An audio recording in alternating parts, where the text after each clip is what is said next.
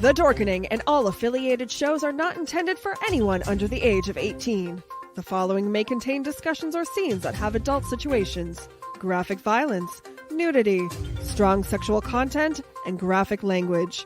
This show is intended for mature audiences only. Viewer discretion is advised. Rise and shine, my sinners. When Father Evil starts his day, he gets a little deadly. Deadly Grounds coffee has the richest, smoothest flavor you'll find anywhere. It's sinfully delicious. Once you go deadly, you never go back. Order yours at getdeadly.com. Coffee's so good, it's scary.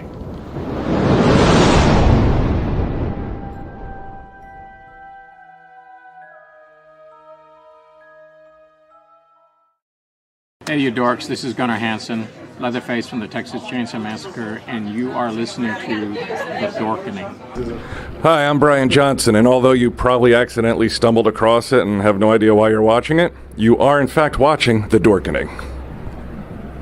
Hello, this is Tom Kenny, voice actor, the voice of the Ice King on Adventure Time, and SpongeBob SquarePants. Meow. Oh, Gary the Snail, too. Hey, guess what you're filling your eye holes and ear holes with?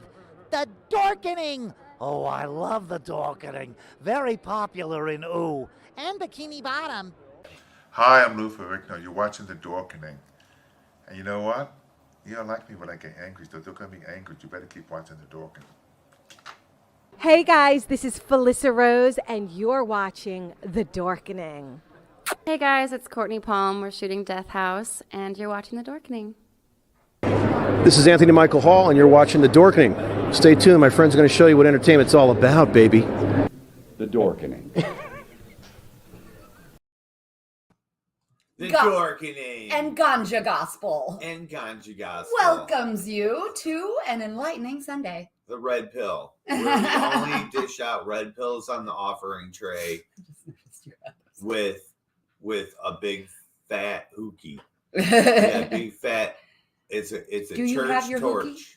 It's a church torch and a red pill. So fill in, jump in your seats, and stay tuned for more of the Book of the Giants. King the Giants presents the Book of Og, World Enoch Domination. and the Giants. It's an all-in-one, guys, an all-in-one. So we're gonna hit the books today, like we do on Sundays.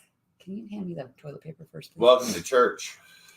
Fine. Welcome to the Ganja Gospel. Welcome. This is a Weed Church production. A twisted treat. No trick. No tricks here. Only truth and discovery of what once was. And yes, Budsville, there were giants. You know there were. You're a descendant of the fallen. You know that. You are of the people of the rocket ships. I bet you. Watch, you're going to find out in this. Who giants begot giants in the beginning. Okay, well, let's just get into it. Last week, or actually we skipped last week, let's be honest. But the week before, we went ahead and did a little intro to what was going on. It's a little piecemealed together here. So this particular book has a lot of fillers, let's put it, so that everything is understandable. But let's fucking get into it. So the introduction, it's only a page long. I'm going to read that real quick before we start in chapter 1. The editor's note. Mother Nature's in hand. Well, Mother Nature, oh my goodness, it is great to see you. How you doing? What? Haven't seen you in forever. Lovely. So the editor's note. What you hold in your hands, my hands. What's in your other hand? This hand as well. What you hold in your hands is a prize of antiquity. This is the very first pressing of King Og of Bashan's writings. King Og is the fierce giant that Moses has to fight, mentioned in Numbers 21 of the Bible. So King Og is one of the fierce giants that Moses had to fight. Okay. So Moses, after the flood, freeing the Jews, walking across the Red Sea, you know, he goes into the land, the promised land. You know, they're lost for 40 years walking around this motherfucker. They ain't lost. They are going around and slaughtering every motherfucking giant nation that they come across. Women, children, and men, all their animals, they slaughter them all in order to be able to make that area safe. They even said that we were grasshoppers to them. Like, can you imagine that? You can hold grasshopper in your hand. Imagine holding a little person. You got to fight that dude and kill him. Oh, my God. So this book features the only Aramaic translation of the remaining, mostly complete copy of the Book of King Og, the Rephaim. It starts like this. This text, which was lost or hidden because of the historic calculated move by Pope Pius VII to separate it from the Manichaean Book of the Giants. So this was purposely separated and hidden. This has been the source of great speculation within the research halls of the Vatican for centuries. Originally, both Latin and Aramaic versions existed. The Latin version was censored and destroyed by the Catholic Church in the 5th century CE.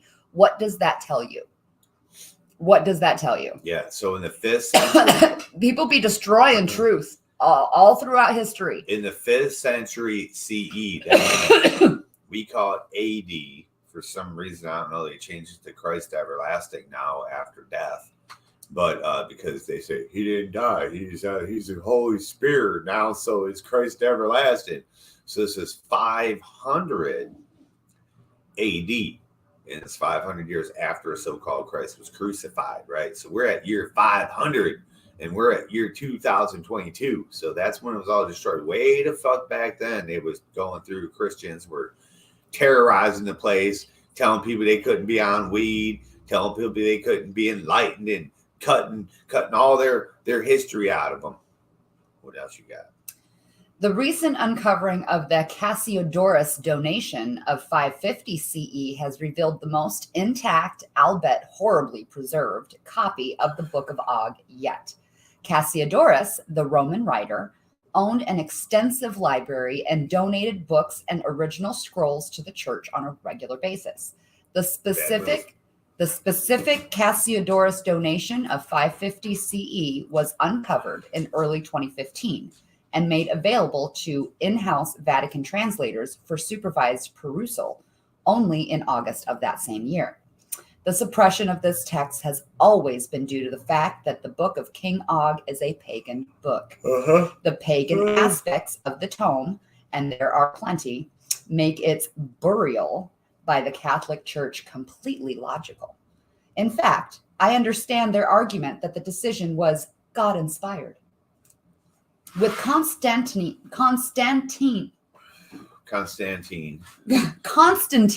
sorry, I couldn't fucking pronounce that for a second there.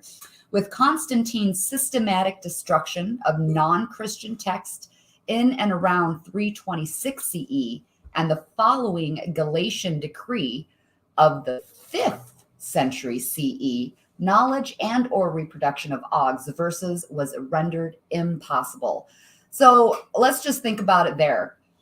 In that time, in those eras, how much history and truth that we have been lied to for so long and covered up, it was destroyed so that it could be rewritten, you guys. Yeah. It was rewritten for us. Christians.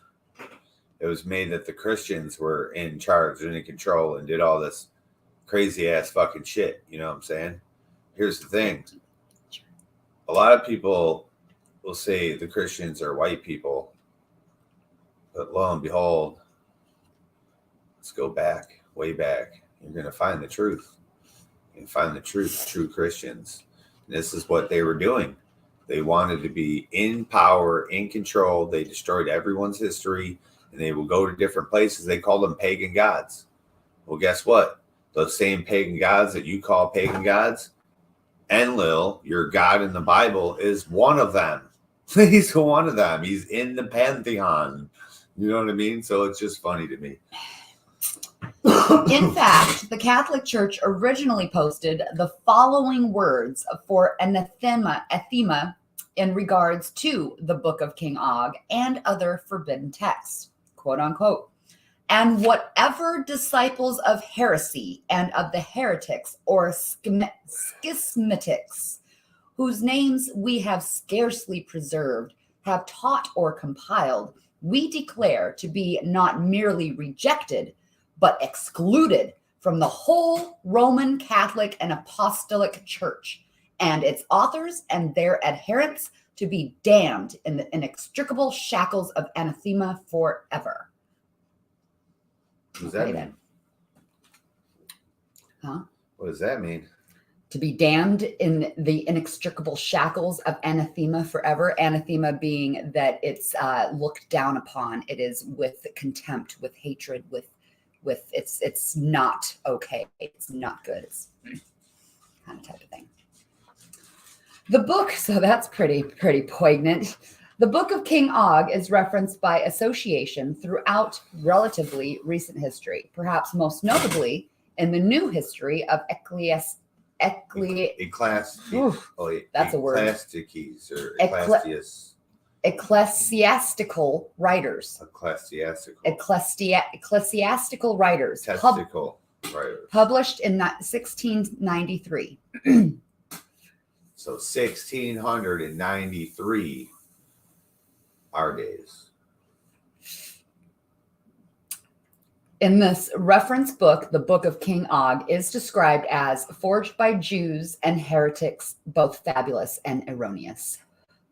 Furthermore, there has always been an historic element of disregard for the text, as in the court records of the blasphemy trial of C. Southwell in 1841, which was ground zero for the modern atheist movement. In those trial documents, there is a reference to the Book of King Og that has been lost and is full of fables and errors, quote unquote. What I have come to conclude is that this has been a lamentable suppression of, Holy Jesus. What I have, it's like the fucking biblical flood happened. I apologize. What I have come to conclude is that this has been a lamentable suppression of key spiritual knowledge that discloses fissures in Christian ideology by the Catholic Church.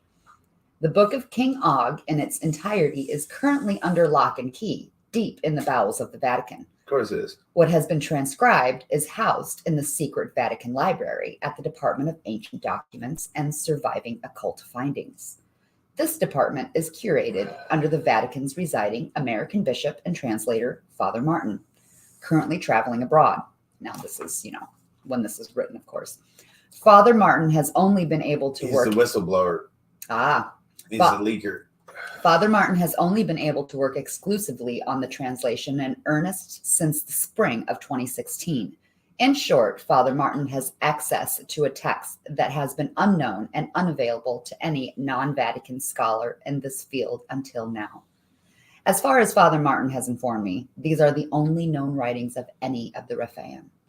I apologize for breaks in text. I will cite them in brackets. I will also transcribe that which Father Martin was unable to translate as follows. Speculative text will have no ellipses, blah, blah, blah, blah, blah, kind of all that good stuff.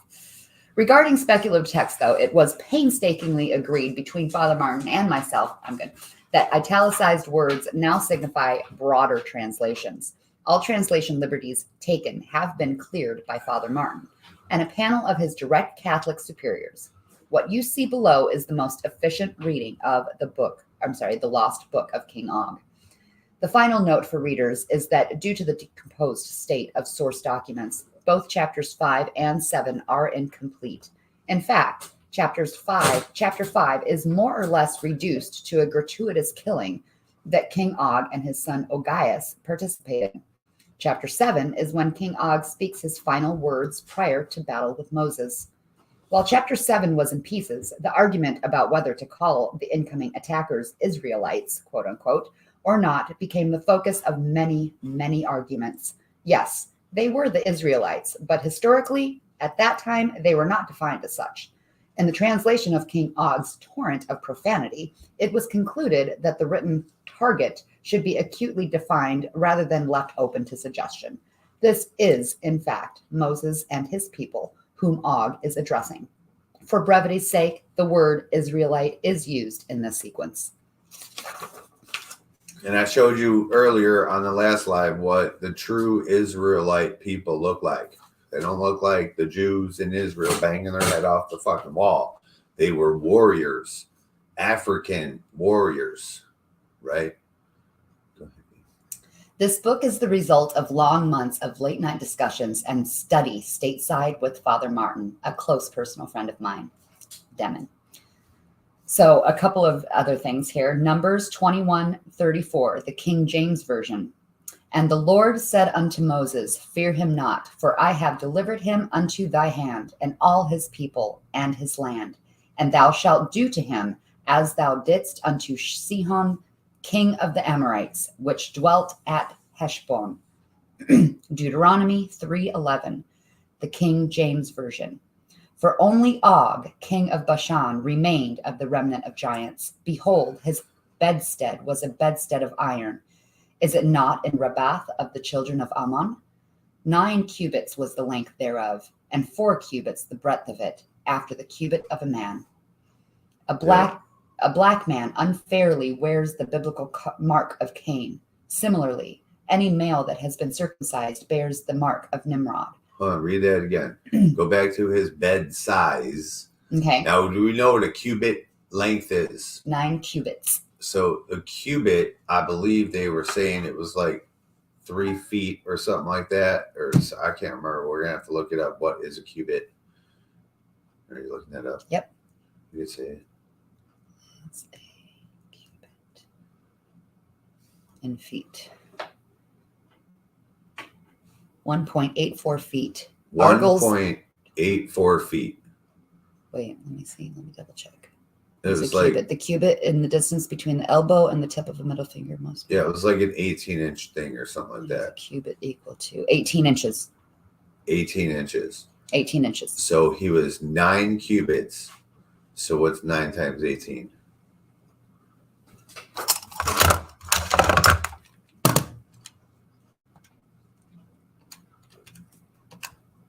$162. Divided by 12. 13 and a half. He was 13 and a half feet tall. 13 and a half feet tall. That's how you do math, people. He was 13 and a half feet tall. That's a giant.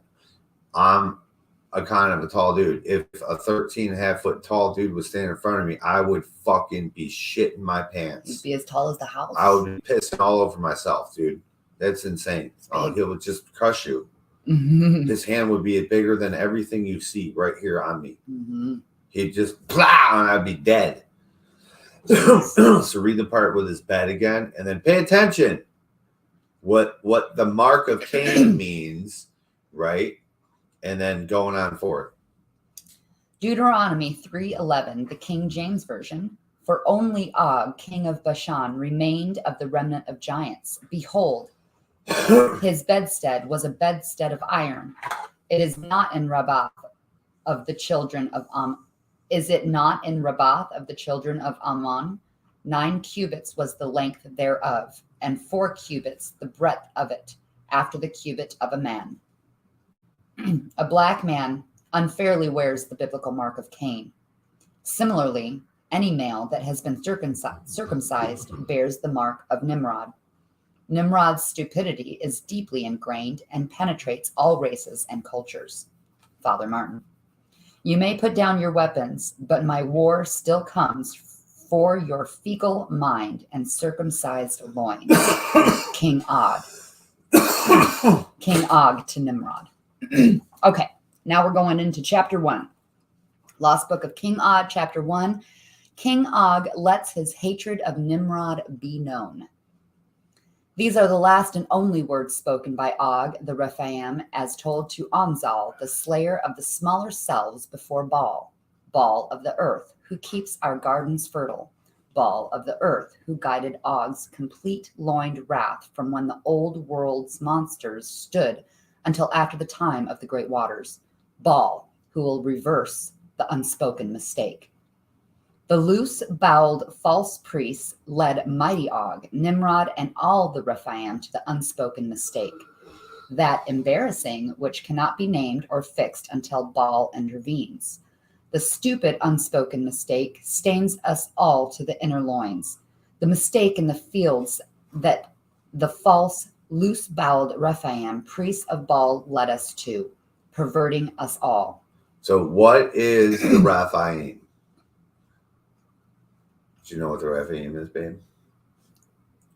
It says you know. No. Okay, no. so the Rephaim, so there was Enlil, right? The Anunnaki. There were the other beings that worked for the Anunnaki called the Agigi. They were Anunnaki also, but got the title of Agigi because they were the work crew, right?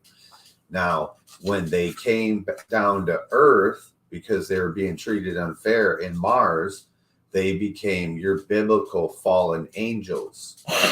When they had sex with the primitive worker women that were all over the fucking place, they just snatched bitches up and started banging them.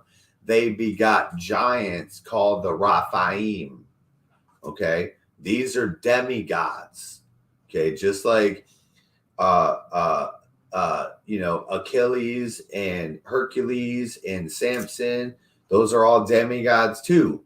But you call them holy gods or the good guys because they supposedly came from your God, your Anunnaki guy. You know what I'm saying? But guess what? There's other people that live on this planet that their Anunnaki guy was one of those fucking what you call fallen angels or bad guys. They were all the same shit. All Anunnaki, just had different roles in the game. So here's the story of the Rephaim, the children of the fallen angels, the giants. Giants begot giants. And they're talking with humans. That's why the book of Enoch's in here too. The mediator between them and humans was Enoch. Go ahead, baby. I, Og, and the true Rephaim, priests of Baal, tore out the jelly of their eyes and pulled the stupid skulls off of those false Rephaim priests of complete loin. We spilled their worm-filled stomachs and yellowing wet droppings out on the fields. With bare hands, we twisted and tore them free. Nimrod also participated, sacrificing his false Nephilim priests of incomplete loin and piling their plucked circumcised sexual organs atop each other and sparked the useless meat with fire, a disgrace to them. Baal of the earth was pleased. The blackened blood of both complete and incompletely loined deceivers ran thick over the grass. We cut the bodies into pieces and laid them upon the wood and poured 4 barrels of oil upon the flesh.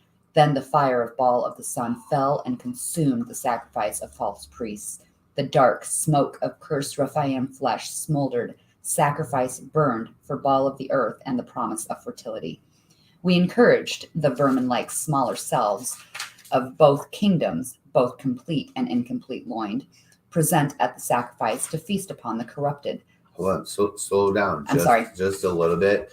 But what I want you to notice here is she keeps saying, what's that word, cut and uncut from the loin? Yeah, it is so complete and incomplete. Complete and incomplete loin. From the loin. Loin. It means their cocks, their penises were either circumcised or uncircumcised. Now, I talk a lot about cocks. I'm not gay. I'm not homophobic. I'm not homosexual. I'm very heterosexual. I'm loving my twin flame. Now, here's the thing, though.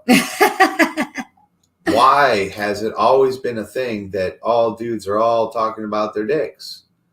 It's from times of the beginning that literally set us apart from what you know as God, what I know as the Anunnaki.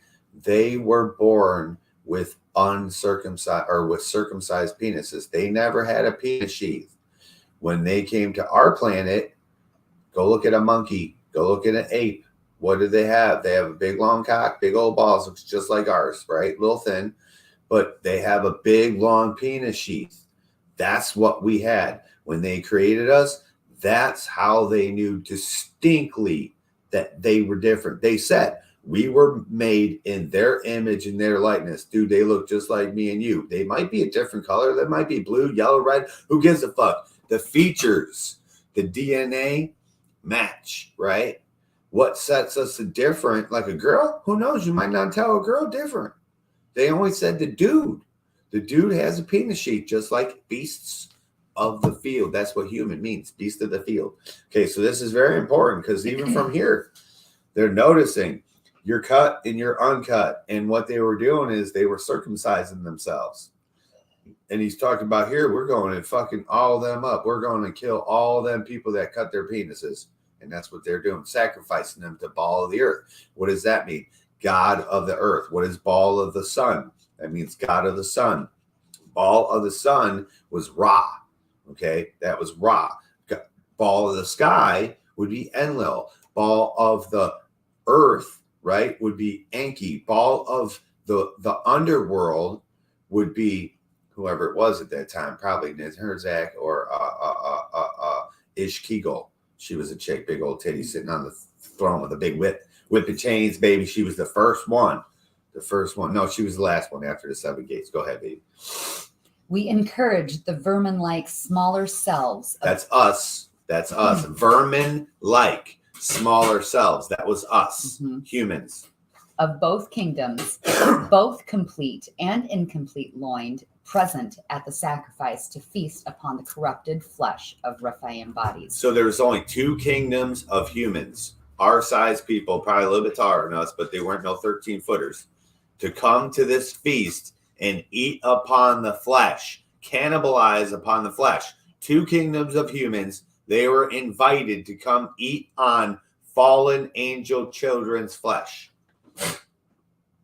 An unnatural curse now rests upon my skull and spirit until the end of stars. We both encourage this new abomination, Nimrod and I, Og, in our quest for the unnatural. This is really interesting how it's laid out because of all the how it's translated and stuff. So if I do go a little fast, it's because it's hard to follow sometimes. Yes, but just read it word for word and I'll decipher. Because what this is, guys, we just heard the book of Enki, right? Lost Book of Enki. He only tells you what was happening in his day-to-day actions. I'll fast forward a little bit, skim across.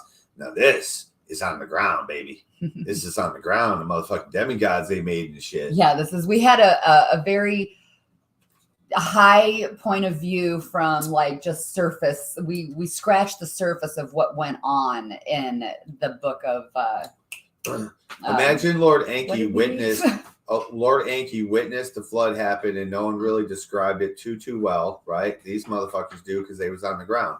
Then he witnessed a whole nation rise up, leave fucking Chem, Egypt, like you guys know it, walk across and literally annihilate every giant race of kingdoms there were.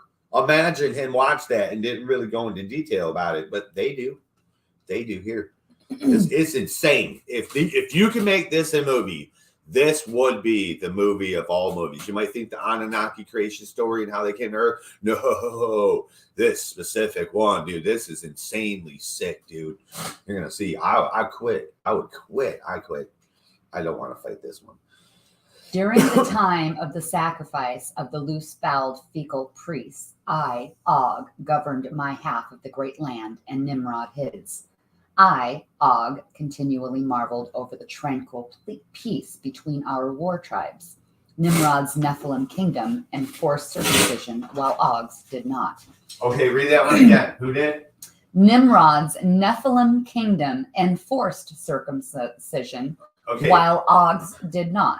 So Nimrod's Nephilim, so Nimrod's fallen angels that were in charge of all them, forced all them to fucking chop their penises off, okay? And all of King Og's kingdoms, people, did not force them to. They were all uncircumcised, okay? In that season, the kingdom of Og formed a pact of brotherhood with all remaining Rephaim tribes and lands. This pact introduced the vermin-like smaller selves to Baal worship, to worship Baal, us. In the pact, I called the mighty hunter Nimrod, blood of my own lineage.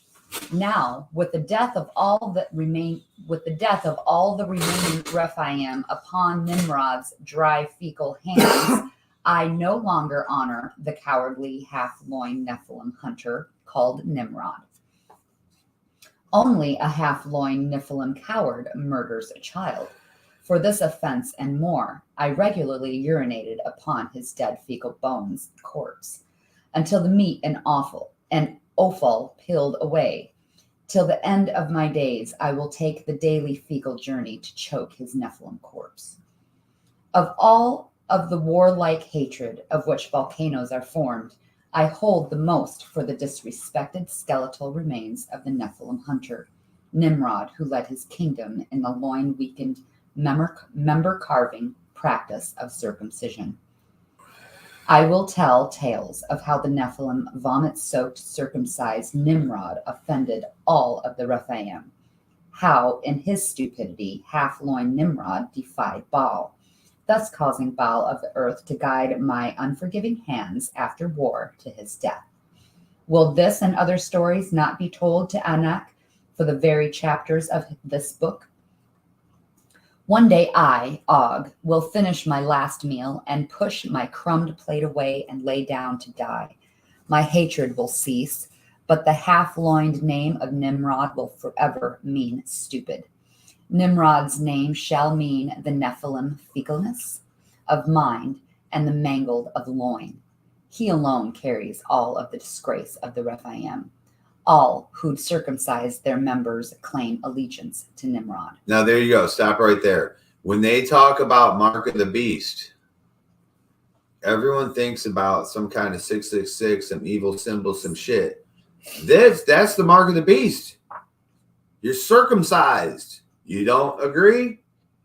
Keep listening to the last page, until, the final pages of the book. Not that it's there. I'm saying at the end of the story, you be the judge of what they considered to be the mark of the beast or not.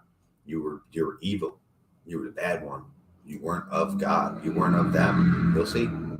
Nimrod is the circumcised Nephilim who killed us all.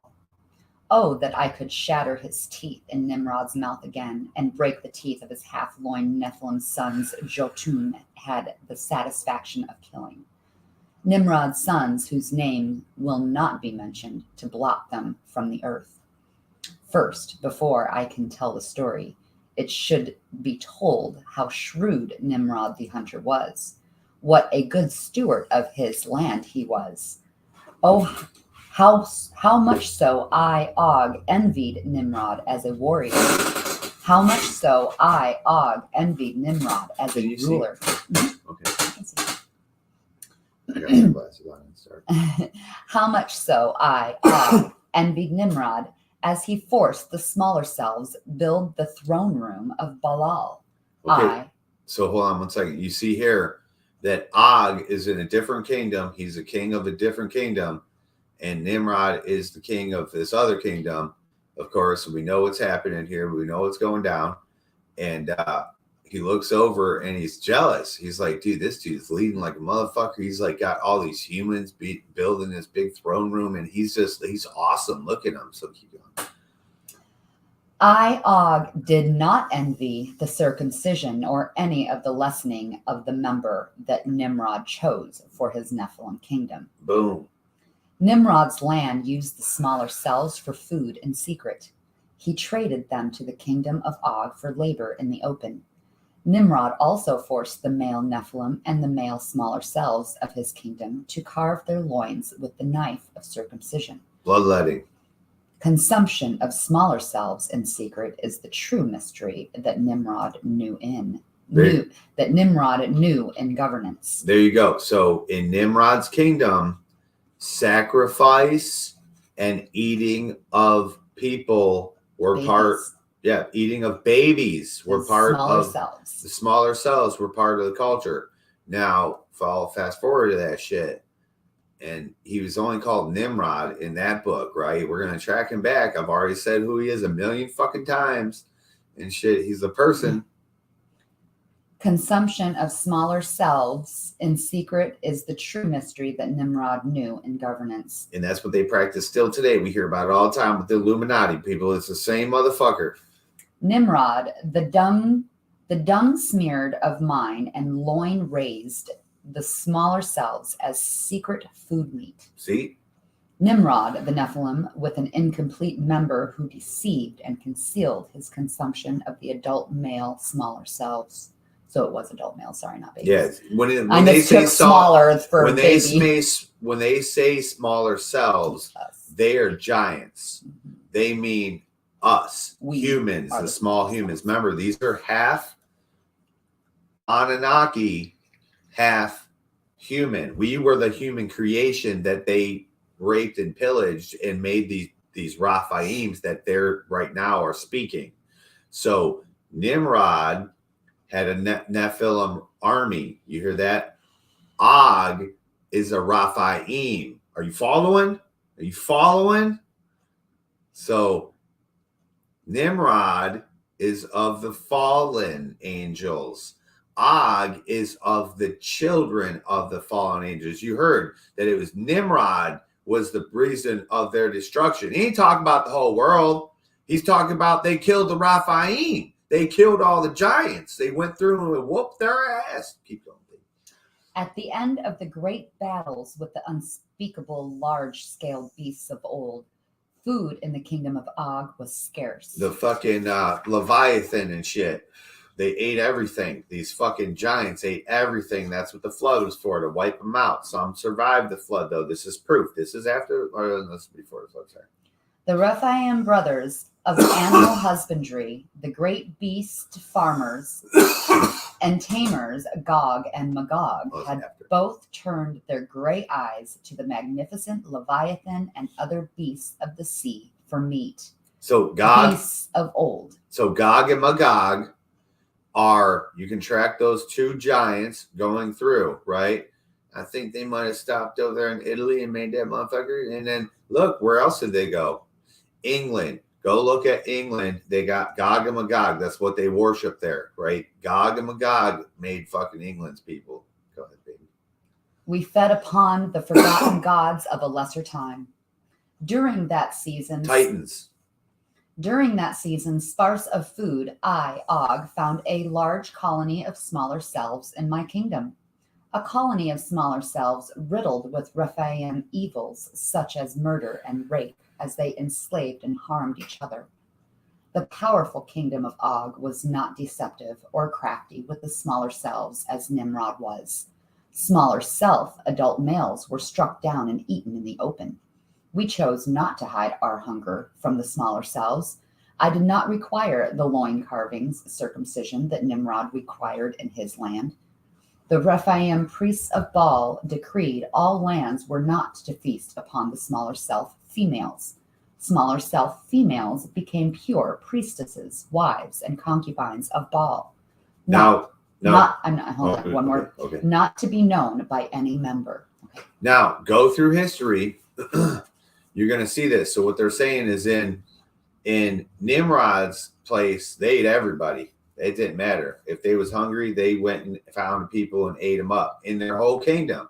Now you might think of this little small spot. Don't think that small. Their kingdoms were motherfucking all the land. I mean, they're giants. They needed more than a small town. There was two kingdoms. One had all this. One had all that. Right?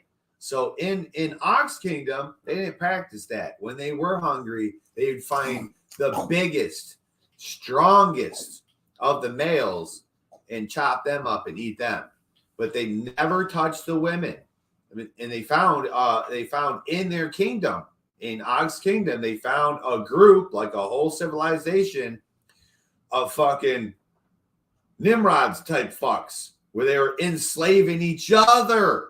And you hear that? Yeah. First humans. I mean, basically enslaving each other without anyone else. They was enslaving each other, carving each other up and eating them because they learned it from their masters, right? He went and put a stop to that and said, oh, hell no, we don't do that here. He ate all the men. And then he says, all the women, they never touched the women. They turned them into priestess. Man, go to Greece, go to all these places. And you see all these priestesses, the hottest chicks there ever was, are all virgins. They were never virgins. They were getting defiled by the man in charge of that priesthood. It's Medusa. Go look at Medusa. You're going to see they were being raped all the time. But no other men. They were only, that's like the oracles. The oracles were supposed to be these virgins. No, they weren't. They were having sex parties with the fucking priest dudes. You know what I'm saying? That's the truth about that shit.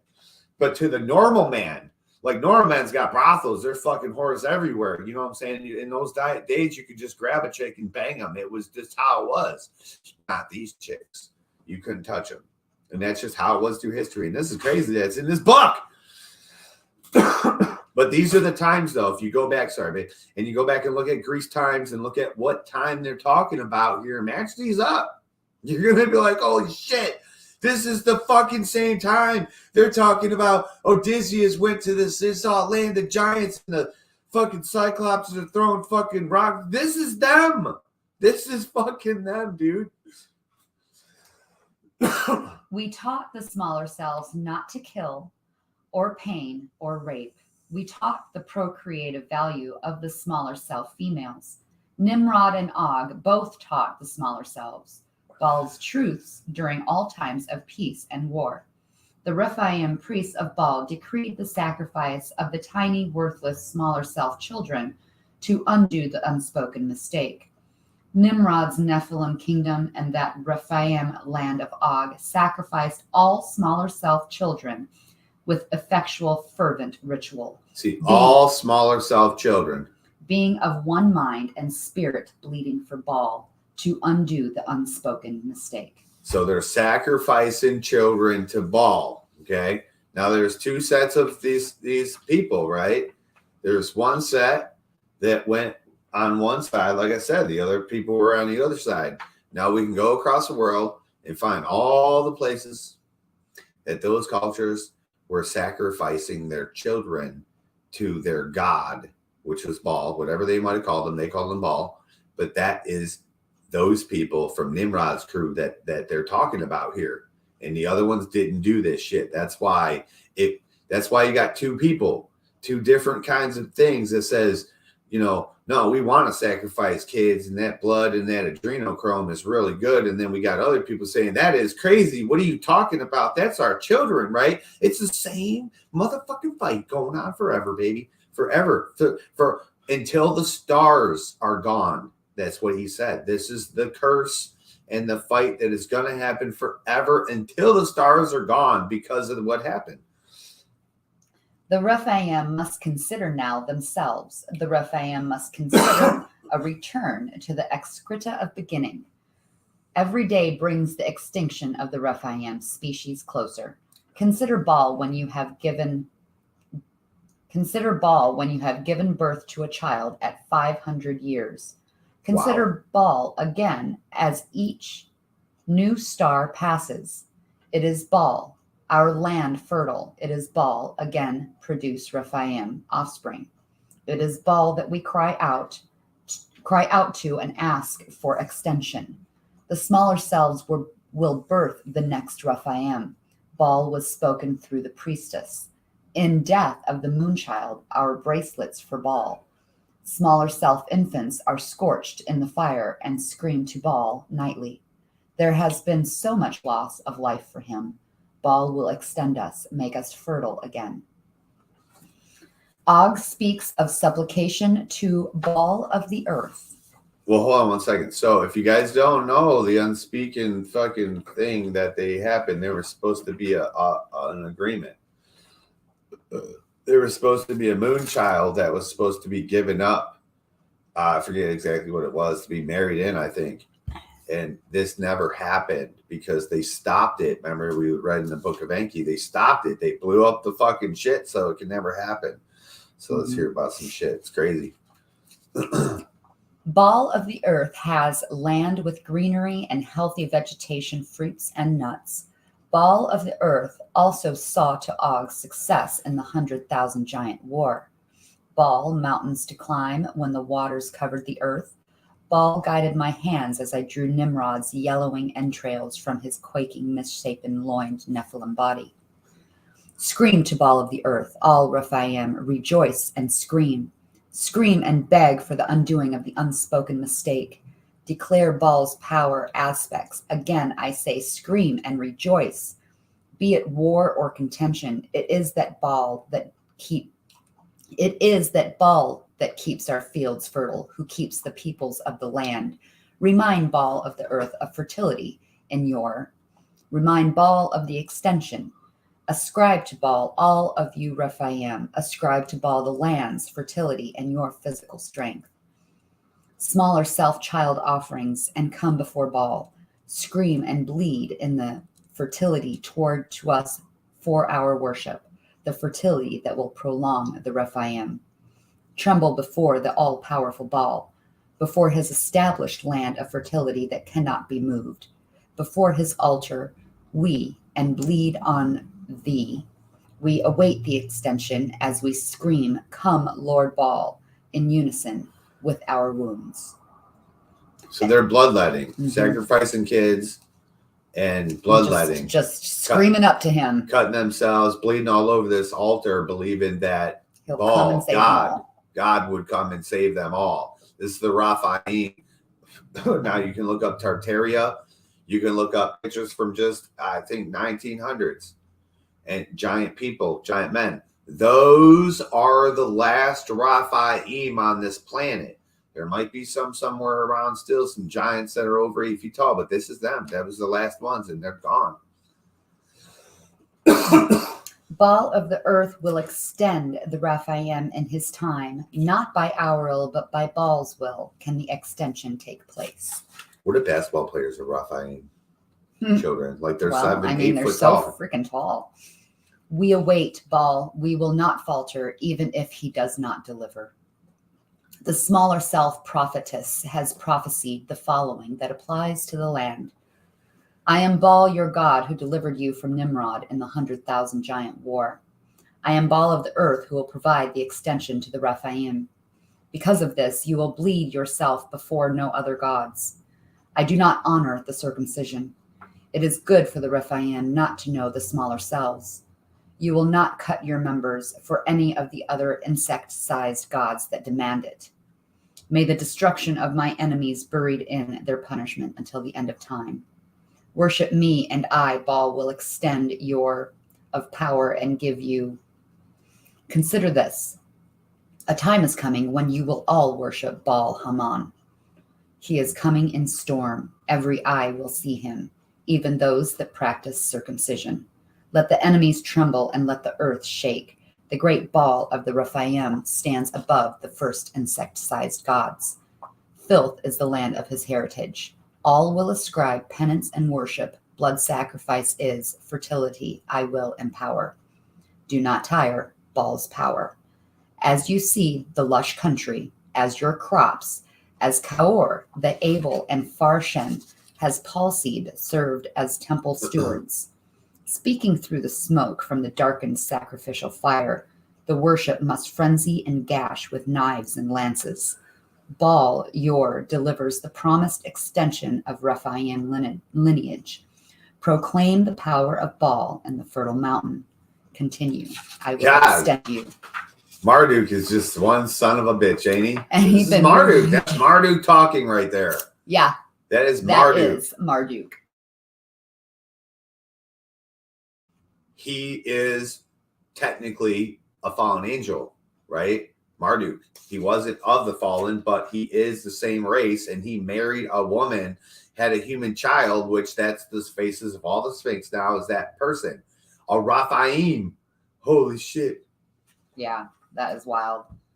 So the next one is chapter 2a, the moon child. And he don't like the circumcised. So like I said, when we're children, we don't get to pick. They cut our dicks.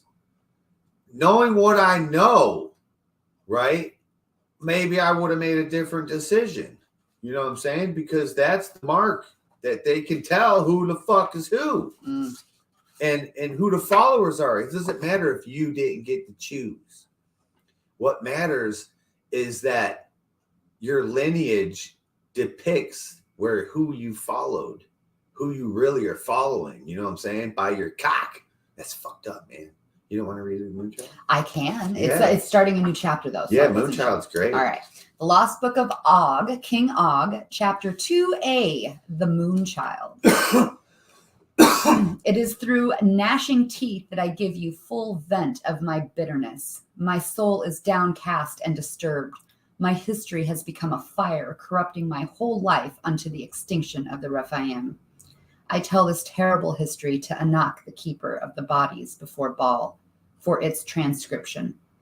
My wrath tends to evil words, anger, wrath, malice, and obscene talk all fall from my lips as I speak.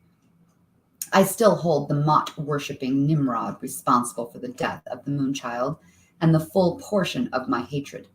Nimrod, that brutish, circumcised hater of reproof, the one who has planted and watered the gnarled living thicket that is my loathing. I tell no lie. I loved not my brother, whom I have seen, yet loved Baal of the earth, whom I have not seen. Although Nimrod, my brother, no longer walks the land, my swelling wrath still grows for him in the darkness. The tale of Nimrod and his quest to carve the members of the giants of his army and the rest of the land forevermore with circumcision.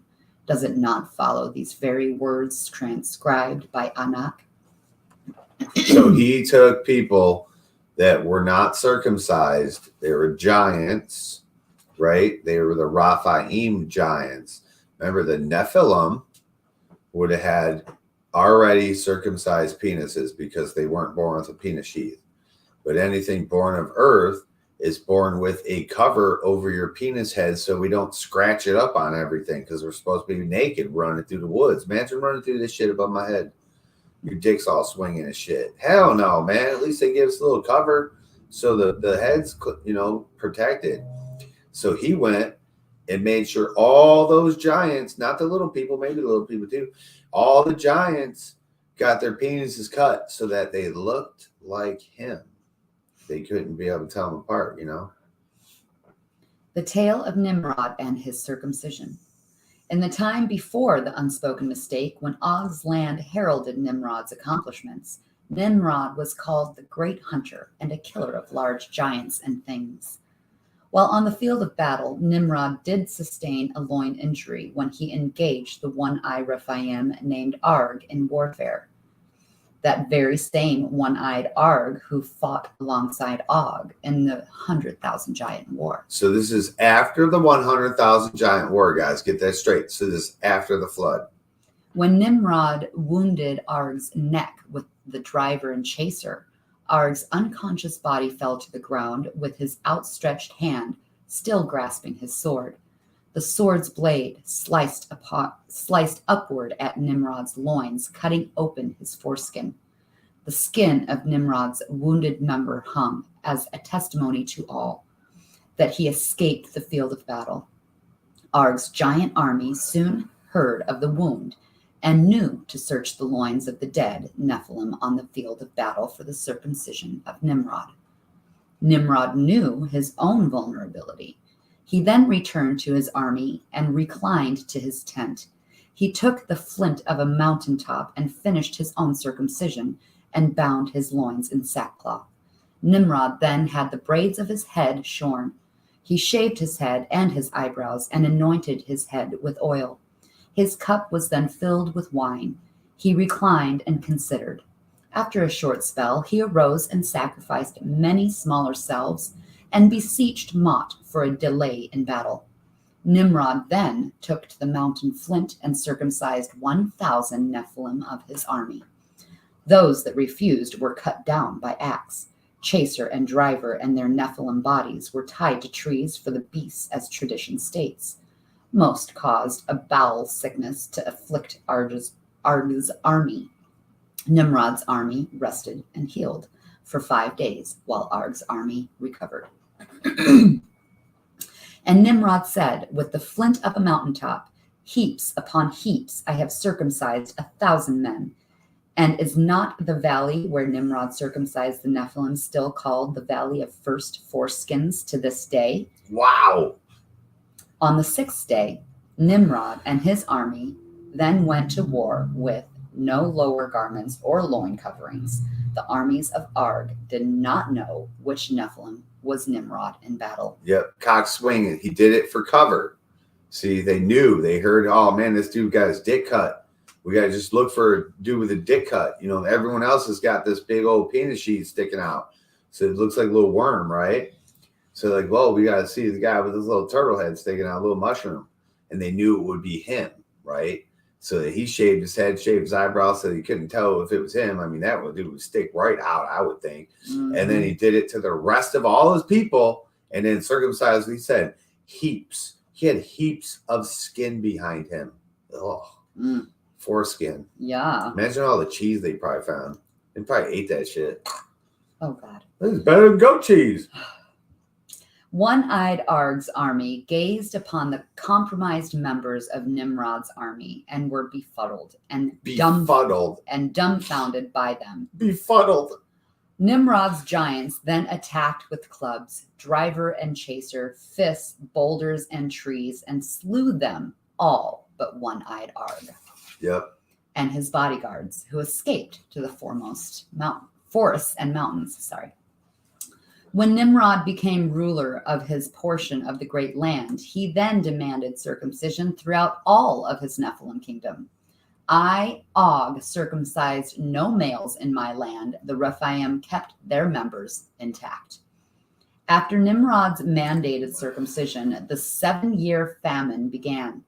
For Baal of the earth was displeased. The famine from Baal of the earth consumed the land. The very earth itself was dry and stiff with the wounds at this time. Then came the false prophecy from the Nephilim and Rephaim priests of Baal in both lands.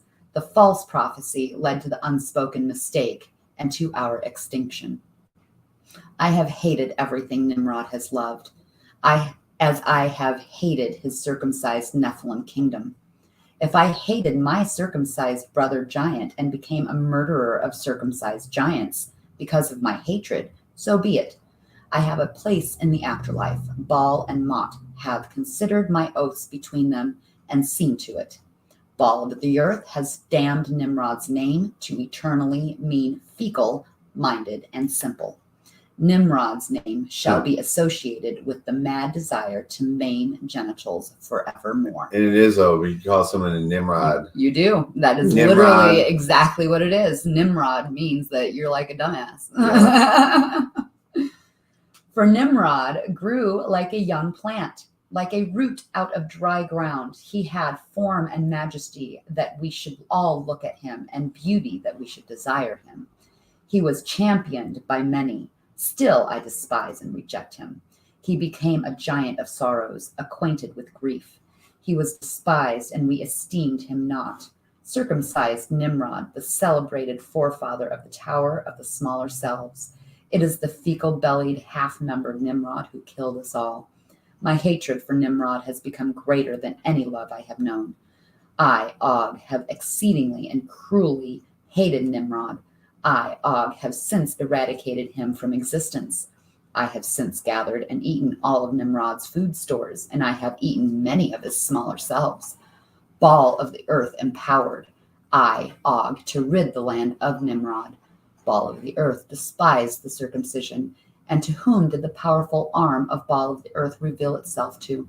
I, Og. Are the tales of how I avenged the earth of that circumcised Nephilim for the loss of the moon child, and more, are they not told in this very chapter transcribed by Enoch? Og tells his brief history. Lest queen of the Rephaim and I, Og, were bred from the spoils of a Rephaim procreation harvest, born of worship to Baal of the moon, born in the temple and reared in the high places. I, Og, trained in both the priesthood of Baal and with the chaser and driver war arts. Lestha became a sorceress before Baal of the moon, and a transcriber of words. Others born in the temple and trained in the high places at that time were Sihon Og, my brother, Oya, Hahaya, Mawe, Mir, Lathat, the possessed, and Gurion, the heavy. Before the 100,000 Giant War, before the confused circumcision, and before the unspoken mistake, there was a time of lush success. Ball of the earth caused the waters to flow and for crops to flourish in all of the great land at the time. That's Enki. The great land was alive. The colors, sounds, and connections of being in the land were bright and different. The feed animals were sleek and fat. The herds of lizard, elephant, and rhinoceros prospered. You heard that. Go again. The colors, sounds, and connections of being in the land were bright and different. The feed animals were sleek and fat. The herds of lizard, elephant, and rhinoceros prospered. You heard it. You heard it. When they say, I would always ask the priests and the fathers in the church, I would say, if your Bible's true history, show me where the dinosaurs are. They fucking herded dinosaurs, proving they're giants. They herded elephants, but they were woolly mammoths. They herded rhinoceroses. What the fuck, dude? They had grain beasts. You might say, well, the horned ones, those are antelopes and shit. And no, they had grain beasts. And then they herded all the monsters that we think are huge animals. They herded these fucking things for food. Jesus Christ. They herded dinosaurs. Wine flowed, fruit, nuts, and honey were plentiful. Peace ruled all the land. There were no smaller selves in that time. The season, ball of the earth, multiplied the nation of the Rephaim. This was during the foreign war between Nimrod and Tarshan, the giant's army. You heard that. In the times before, they were smaller selves. They're not talking about like they are the fallen ones. Okay. They are the children of the fallen ones. The smaller selves are us. 6 foot tall people. All the people then were giants. Even the creation were giants. Right? So this is crazy, dude. There was no smaller ones back then. Only us. Like in biblical times, like Jesus and stuff. Like he was probably our size.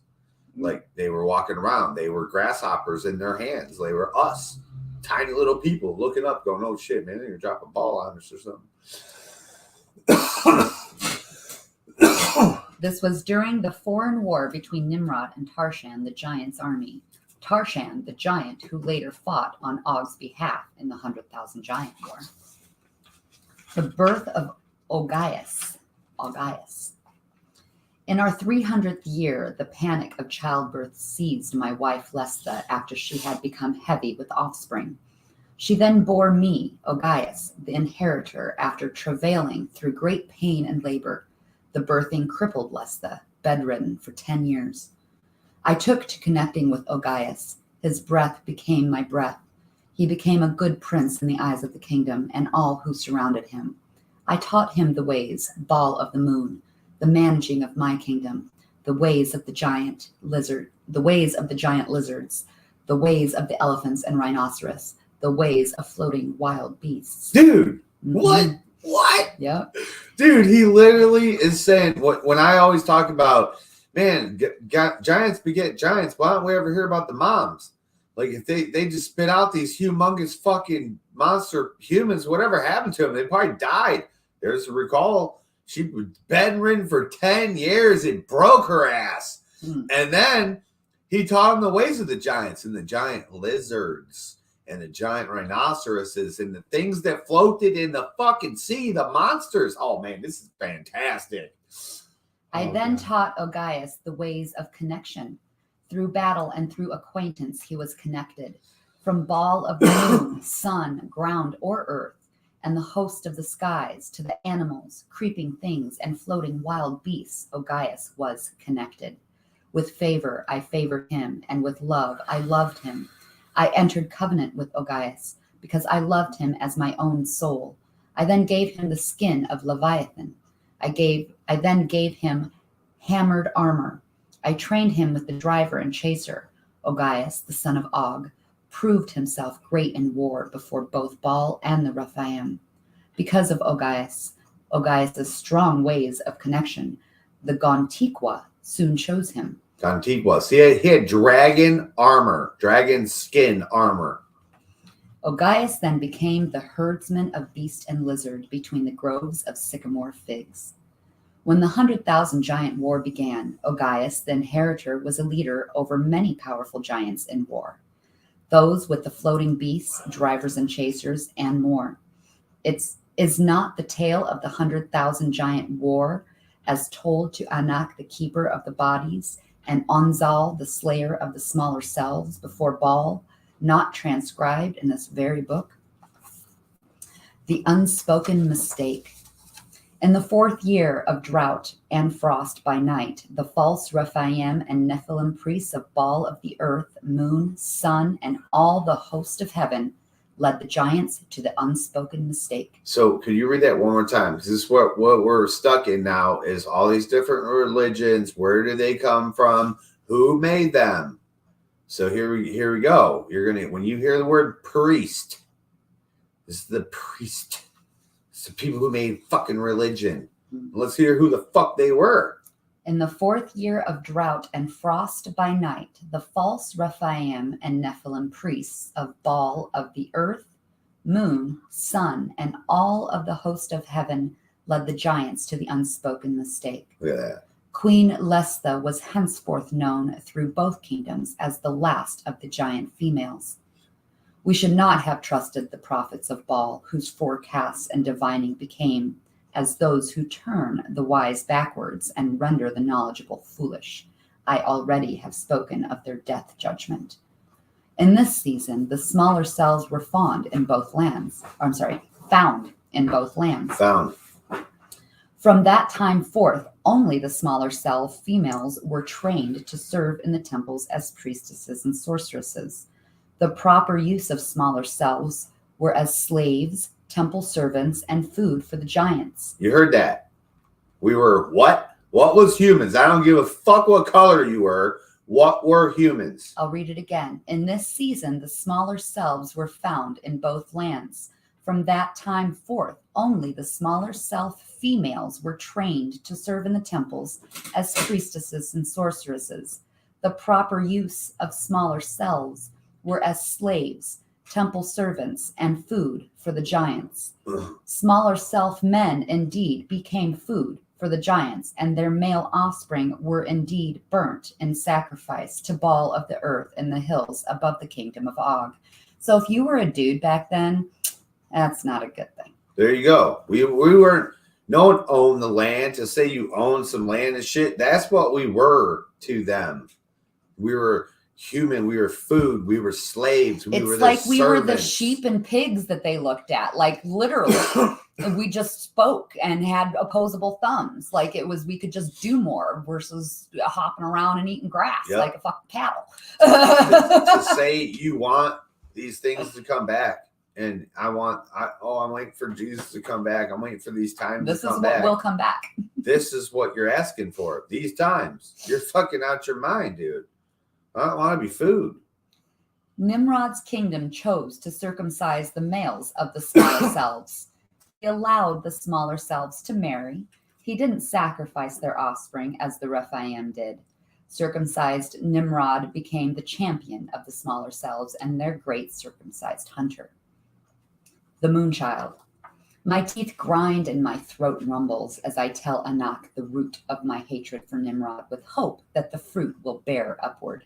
You got to remember, there's a whole bunch of male giants. There's only one female giant left after the 100,000 war and after the flood. There's only one chick left that they could make more giants. And she was bedridden for 10 years after she birthed the last one. I mean, damn. That was Og's mom. Og's mom was a human chick. That's why he was Rephaim.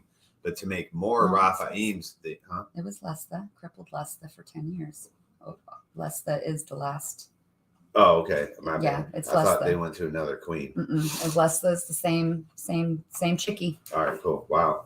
Yep. The Moonchild. I heard that part already. Many years after the unspoken mistake, Baal of the Moon sorceresses prophesied that Lestha would be with a Rephaim Moonchild.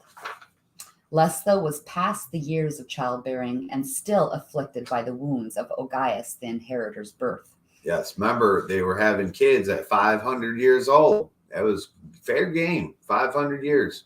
Lestha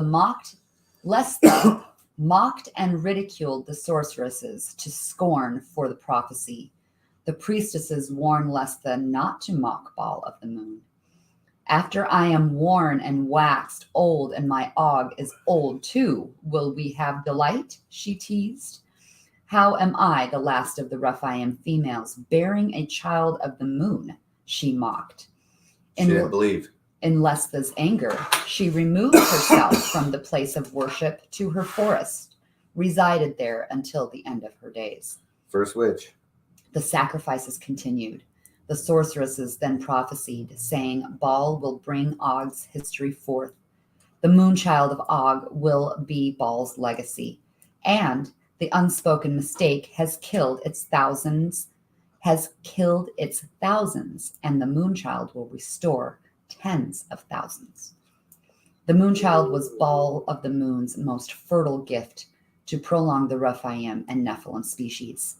The most fertile gift required heavy sacrifice. For 7 months under the moon, the drums were beaten, which shook the firmament of the land. We slaughtered and sacrificed innumerable smaller self-infants and males in the high places. The Undrunk blood rolled through the block stone channels to the lower earth. The burnt offerings of the smaller self-infants and males smoldered and darkened the skies. For 7 months, we seared the flesh of the smaller cells for the moonchild in sacrifice. We ate the flesh and drank the blood in the sight of Baal of the moon. We never doubted. When the 7th moon had passed, Lestha had grown heavy with moonchild. She then went into labor, toiling with the moonchild for many days. The sorceresses flayed themselves mightily before Baal of the moon. Many died. On the 7th day, the moonchild, the last female Rephaim, was born. Lestha did not heal and soon turned stiff. So dark. I, Og, laid myself out before Baal of the moon's altar for 2 days, pleading. On the 3rd day, Lestha died. With Queen Lestha's death, Baal of the moon's promise had both depleted and blessed the Rephaim. In mourning Lestha, I celebrated the birth of the moonchild. The second false prophecy. At this time, Mot spoke through Nimrod's sorceresses, telling them that the suitor for the moonchild was in Nimrod's kingdom.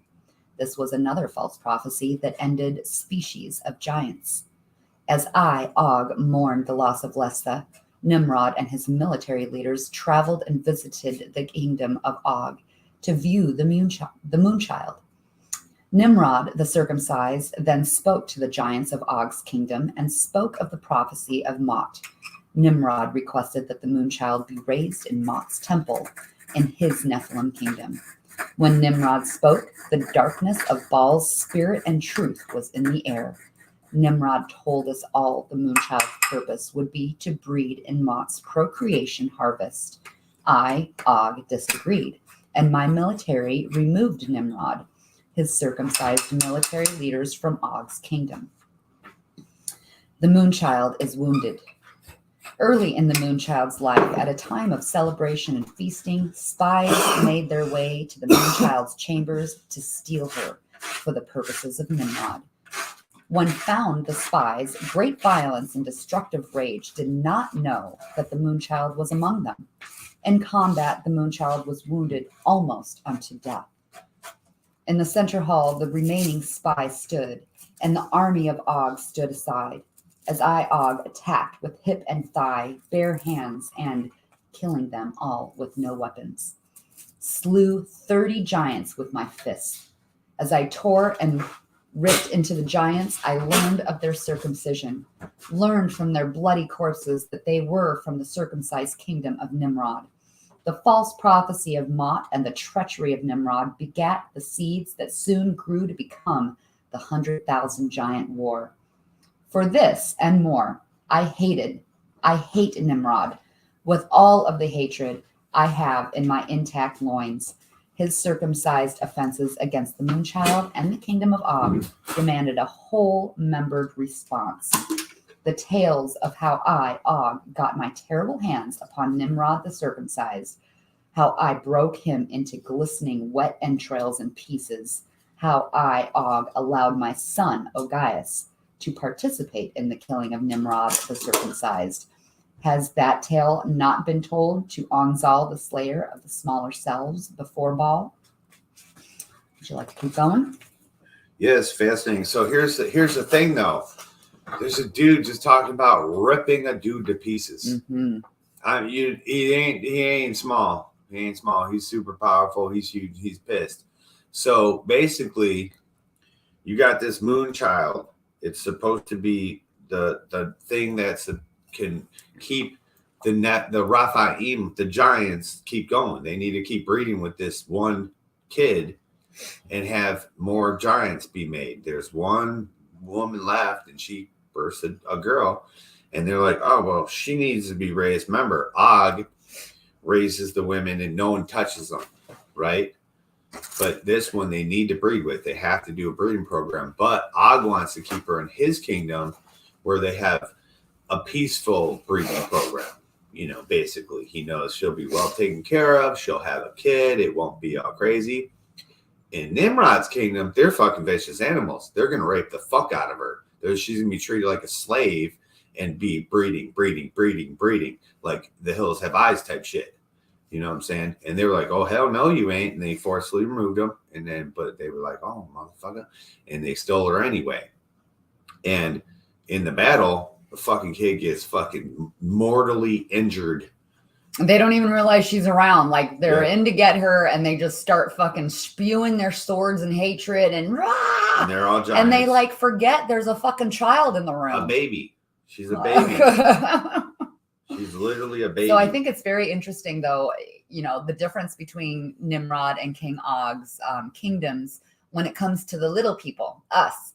So King Og openly, the Rephaim openly like are like killing, eating, like they don't give a fuck about little people. We are basically pigs to them, except for like the women who go and learn priestesses and stuff like that. Nimrod, however, Nimrod actually treats us kind of civilly. No, that's odd. Nimrod kills everybody, eats everybody. Okay. King Og doesn't touch the women, but kills all the men and kills all the babies. They both do that shit. But yeah, one's a little worse than the other. Yeah, they're vicious over in Nimrod's kingdom. They literally will kill everybody. They do all kinds of bad shit over there. And all of them are servants, though. Everyone's a servant. Everyone gets eaten. But they were saying how Og's telling the story here. So he hates Nimrod. Remember, the victor tells the story. So he's saying how his kingdom's better because, yeah, we do this, but we don't do that to them. They actually are treated well. Like they fatten them up before they eat them and shit. Their women are treated very good. You know, in King Nimrod's kingdom, he's jealous.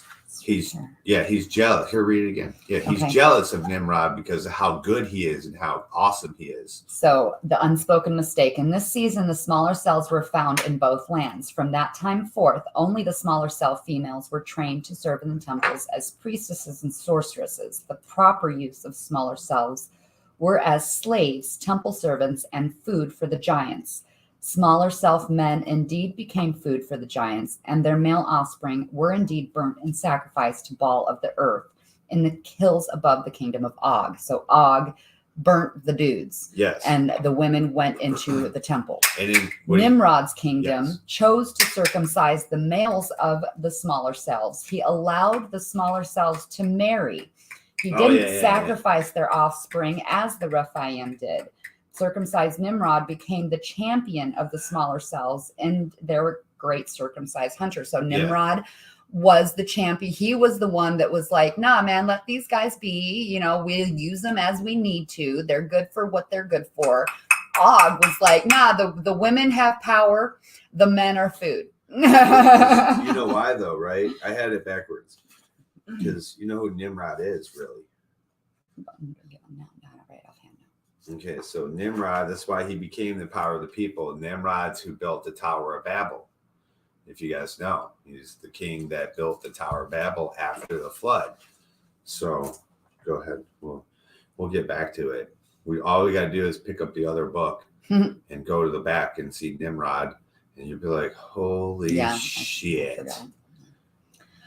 The Lost Book of King Og, Chapter 2b, The Prophecy of King Og.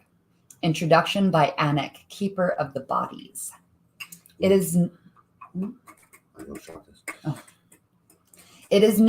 that as the moonchild lay close to death in the temple of Baal of the moon, King Og then clothed himself with a long white robe with a golden sash across his chest. He refused food and drink and chained his arms by the rings within the temple of Baal of the moon. In his right hand he held Og hung upon chains while standing for 7 days until the death of the moonchild. Only the smaller self-sorceresses and I, Enoch, keeper of the bodies, attended to him. In his trance, Og's 7 braids fell about his head, and his eyes darkened and turned inward. The temple of Baal of the moon was closed as Og hung upon chains before Baal and pleaded for the life of the moonchild.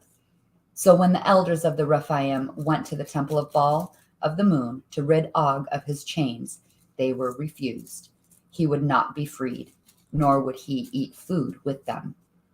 On the 3rd day of Og's hanging silence in the temple of Baal of the moon, he raised his head and spoke the prophecy. On the 3rd day, Og's hair turned as white as wool. His eyes became clear as a flame of fire. His body glowed dimly, a burnished bronze. His face became as the sun shining full force. His voice became as the sounds of the great waters to come. I, Enoch, keeper of the bodies, did both observe and transcribe the prophetic words of King Og at this time. This is Og's prophecy that pitted the Rephaim against the Nephilim in the 100,000 Giant War, as transcribed by I, Enoch. So who the fuck is Og, baby? Who's Og? Who's the motherfucker that had the whole powerful hair? They chained him up to the temple for 7 days and shit. Didn't give him no food. And they chopped off his hair. Holy shit, that's motherfucking Samson, baby. This is Samson we're hearing right now. The prophecy of King Og, Baal of the earth. Do not be afraid, for I am Baal of the earth, the first and the last. I am the living one. I am alive forever and ever. I, Baal of the earth, know your works, your toils, and your patient endurance with the abomination. I know that you cannot tolerate the circumcision. I know that you have tested the Rephaim that claim to be whole-membered and found some to be false. It is to your credit that you hate Nimrod, whom I also hate. I, Baal of the earth, know of your affliction and of the moonchild. I know that the slander of the circumcised is spoken against you. Do not fear for the war that you are about to suffer. Be faithful to Baal of the earth and abhor circumcision until your death, and I will give you rewards. Let he who has ears listen to what Baal of the earth has to say through his servant Og. Baal of the moon. And I saw the moonchild clothed with the sun and the moon at their feet. On her head was the crown of the Rephaim. She was pregnant and crying out in birth pangs in the agony of giving birth. Then the great circumcised dragon with 7 heads and 10 horns appeared before the moonchild. The dragon stood before the moonchild, ready to devour the new Rephaim as soon as it was born. And the moonchild gave birth to a son, a male child who was to rule all of the giant nations with a rod of iron. But the moonchild's son was snatched from her and eaten by the dragon, and the moonchild went to the wilderness to die, a victim of the circumcised. For the sins against the moonchild are heaped high to heaven, and Baal of the moon will not forgive the iniquity of her death. Render unto the moonchild as she herself has rendered. Repay her land double for your circumcised deeds of destruction. The uncircumcised will mix a cup for the moonchild, a double draught to pour out in remembrance of her. For in the moonchild's heart she was a queen, and she will never see grief. Therefore the plagues of Baal and Mot will come to Nimrod in a single day, pestilence, mourning, and famine for the circumcised. For the moonchild was killed by Nimrod, and the hour of his judgment has come. Do not be afraid, for I am Baal of the moon. I will avenge the moonchild, and I will deliver Nimrod into your hands, to the circumcised. I know where you are living, where Nimrod's throne is, yet you hold fast to your irreversible circumcision. You stupid giants hold to the teachings of Nimrod, who through circumcision has placed a stumbling block before all of you. You circumcised will throw dust upon your heads. You circumcised will weep and mourn as you are tied to trees for the beasts and carrion to consume. For you have laid waste to the moonchild. Baal of the moon rises in judgment for her, a star from the sky upon you, O circumcised Nephilim. With such violence, Nimrod's great cities will be thrown down. The sounds of harpists and minstrels and flutists and trumpeters will be heard in Nimrod's land no more. Artisans of any trade will be found in Nimrod's lands no more. The light of lamps will be found in Nimrod's lands no longer. For Nimrod and his entire nation were deceived by great sorcery, and all of his prophets will be slaughtered by servants of Baal of the moon for the loss of the moonchild. Fuck yeah. Baal of the sun. Behold the words of Baal of the sun. I hold this against the Rephaim, that you tolerate the giant Nimrod, who calls himself a great hunter and is teaching and beguiling the Rephaim to practice circumcision and not to sacrifice the smaller selves. I gave him time to repent, but Nimrod refuses to repent of his circumcision. Beware, I am throwing Nimrod on a bed, and those that practice circumcision with him, I am sending my servant Og to bring them great distress. I don't want no giant to come and chop me down because somebody got my dick chopped up, man. That's fucked up. Og will strike down Nimrod circumcised with death. All of the land will know that Baal of the sun does not respect the circumcised. To Og I will give authority over the nations and people, to rule them with an iron rod, as when the clay pots are shattered. I, Baal of the sun, will give Og the morning star. The morning star. It's Venus. Look before you. I have set an open door, which no one is able to shut. A door of victory over the circumcised. I will keep you to hold fast to what you have, so that no circumcised may seize the crown of Og. I will make Og a pillar in the temple of Baal of the sun. And I, Baal of the sun, call for the 100,000 giant war, where the circumcised will finally be eradicated. I, Baal of the sun, that sits in the throne that looks like jasper and carnelian. All around my throne is the emerald floor, and my 24 servants, all wearing golden crowns and white robes.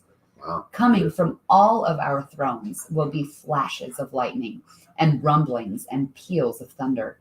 And under this there will be a multitude of Rephaim, from all tribes, people, and languages, standing before Baal of the sun with palm tree fronds in their hands, screaming in a loud voice, "Victory belongs to the uncircumcised who are seated in the kingdom of Og.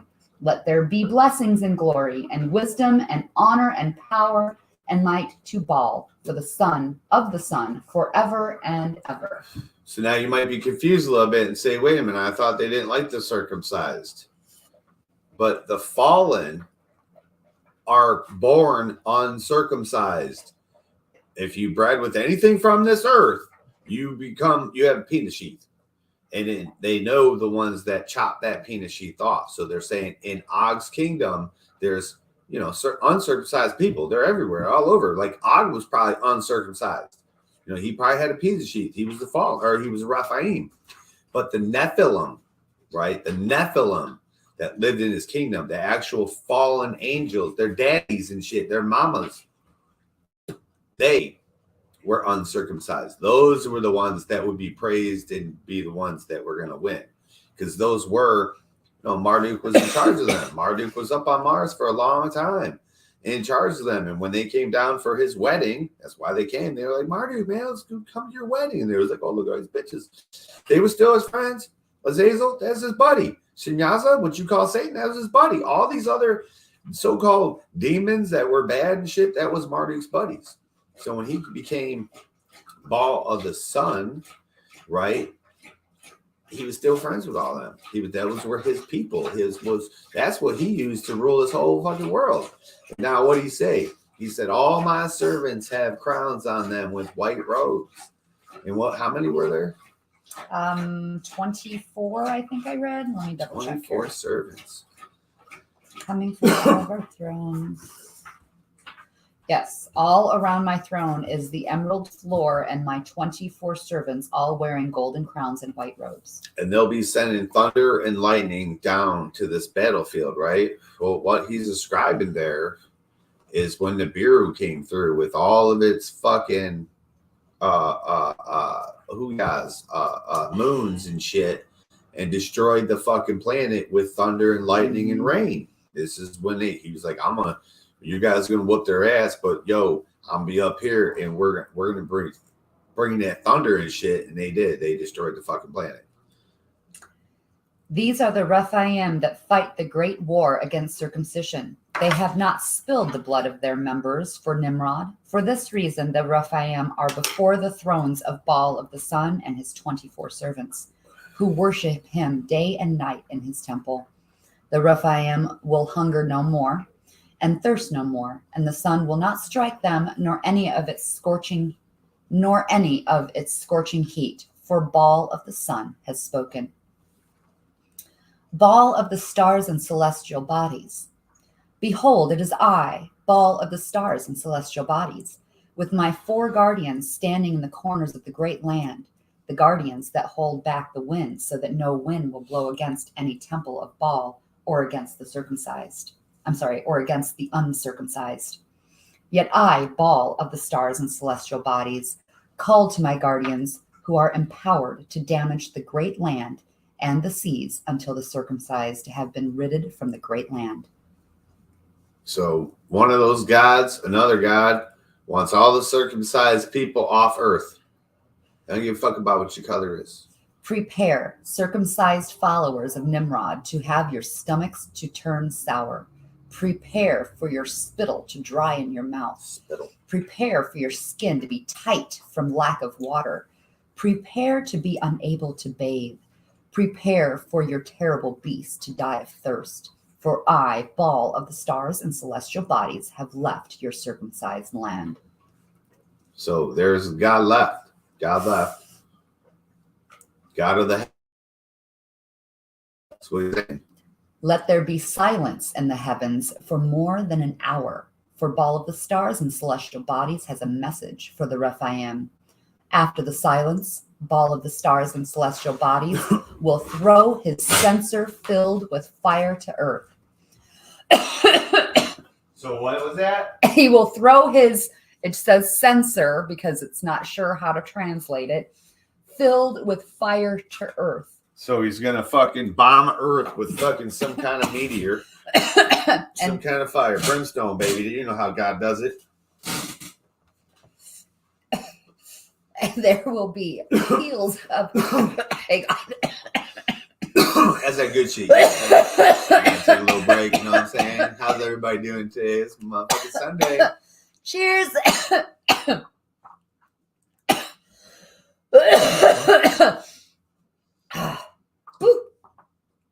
Okay.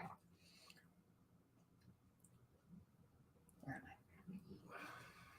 Let there be silence in the heavens for more than an hour, for Baal of the stars and celestial bodies has a message for the Rephaim. After the silence, Baal of the stars and celestial bodies will throw his censer filled with fire to earth, and there will be peals of thunder, rumblings, flashes of lightning, and earthquakes. There will be hail and fire mixed with blood as the circumcised are dashed to the earth.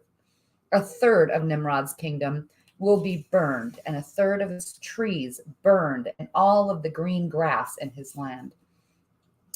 Baal of the stars and celestial bodies will drop a great star from heaven, blazing like a torch upon Nimrod, his circumcised Nephilim, and his rivers.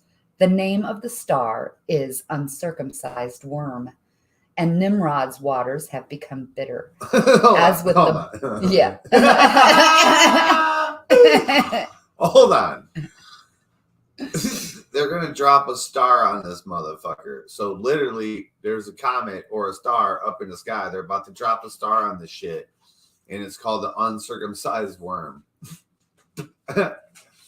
So other people call it wayworm, wyvern, the red dragon. These are been all names for this fucking thing that came and fucked our planet up, right?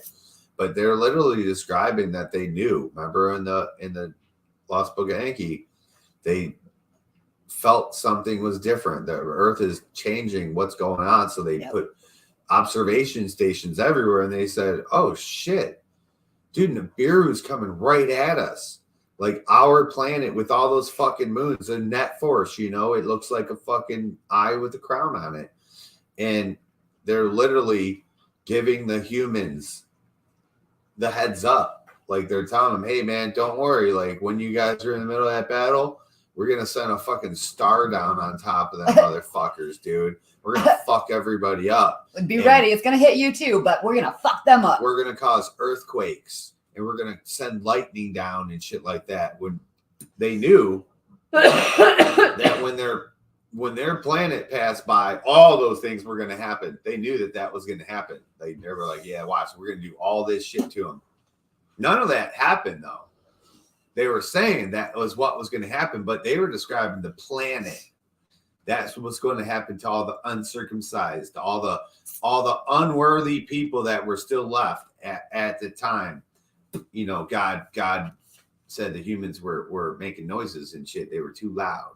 So this is what's going to happen. The name of the star is uncircumcised worm.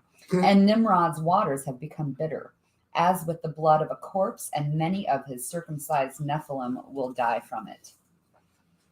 On that day, Baal of the stars and celestial bodies will strike a third of the sun and a third of the moon and a third of all stars, so that a third of Nimrod's light has darkened. Yeah, so look at the map now. Go through Africa and all over the whole planet. There's a third of our planet is scorched of everything. Is it not? Is it not? Is there not a desert that wraps around this fucking planet? That's a third. Bam. They're describing it. Woe to the inhabitants of Nimrod's circumcised land. They shall be plunged into darkness, where the Nephilim will gnaw at their own tongues in agony, and they will be covered with pain and sores. Nimrod's great city will be split into 3 parts by an earthquake. The wrath of Baal of the stars and celestial bodies will be poured out upon Nimrod and his kingdom, and the wine cup of the fury of his wrath will be splashed about. And all of Nimrod's land will sink, and no mountains will be found, and huge hailstones weighing as large hillsides will be dropped from the celestial bodies upon the circumcised until they curse Baal of the stars and celestial bodies because of their corrupted members. Wow. I, Baal of the stars and celestial bodies, will then drop a star upon the great land that will fall through the earth into the bottomless pit, and the shaft of the pit will be opened, and smoke will rise like that of a great furnace from the center of the earth. For Baal of the stars and celestial bodies will release Mot from the underworld. Oh shit, Mot. And the next part is Mot. There you go. Well, it's still the same. Man, it kind of sounds like they're talking about Atlantis a little bit, like sunk under the ocean and there's no mountains that will be seen on it. Like, wow, what's under the ocean? Where was this at? Oh my God. So we have... And that's what I can't figure out is where this battlefield was. Some people say it was in America, but, you know, America's not underwater. We got mountains. You know, some people say it was here, there, or wherever. But what if it was in New Zealand? That's what I always think is, what if shit was in Australia? We think so small. This land was connected before the fucking flood. You know, as you could just walk there. They were giants, dude. They ripped the tops of mountains off. You don't think they could just walk there real quick? It was nothing for them. So there's only a couple pages left, and then Mott it's sounds chapter like- 3. So it's perfect to finish this off until next week. Mott sounds like that fucking Maruku, that thing in the Lord of the Rings, the dragon, the fire dragon. Yeah. Mott. Behold the words of Mott, and behold the locusts that I will bring upon the land of Nimrod.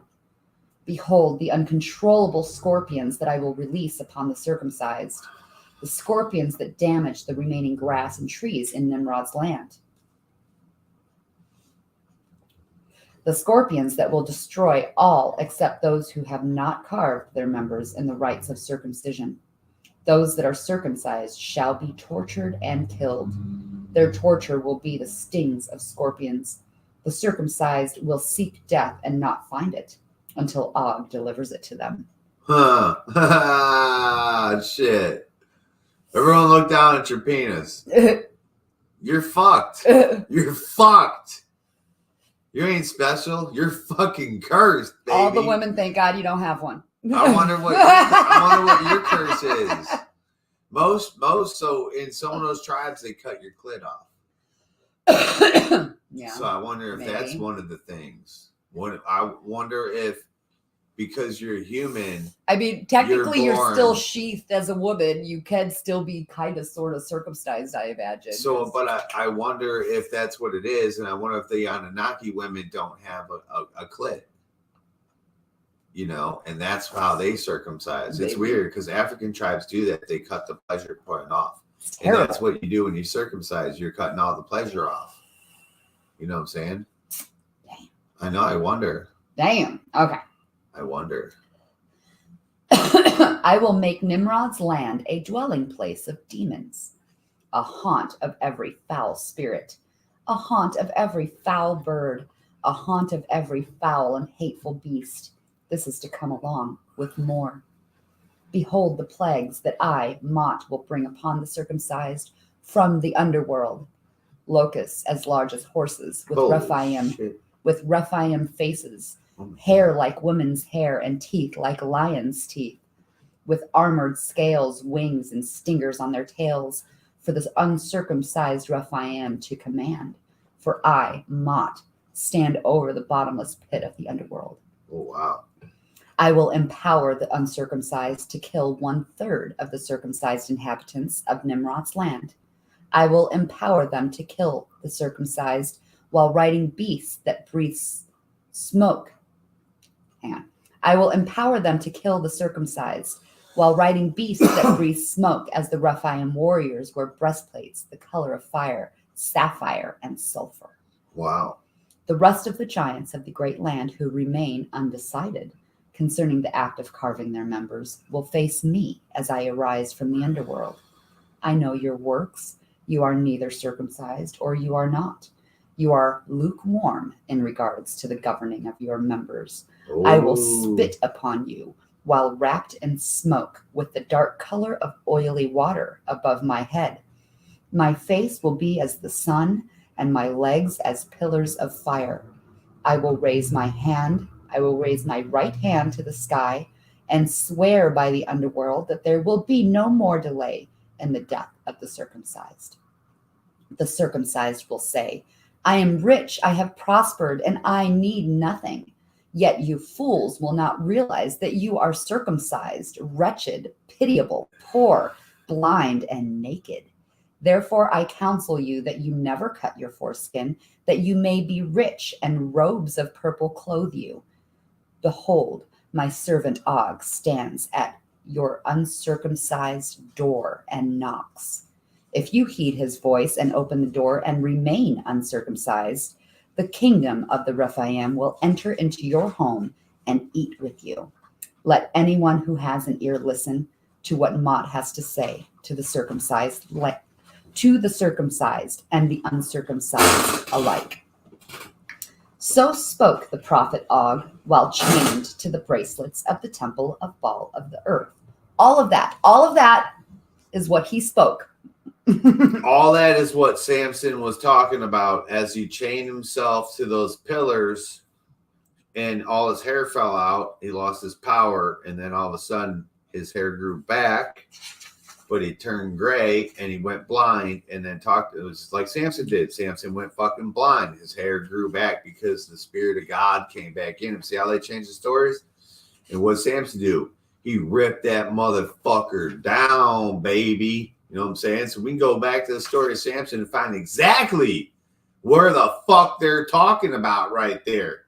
They hooked up King Og and shit. And then you'll know the story behind Samson. Why he terrorized everybody was because they killed the fucking Moonchild, his giant lineage.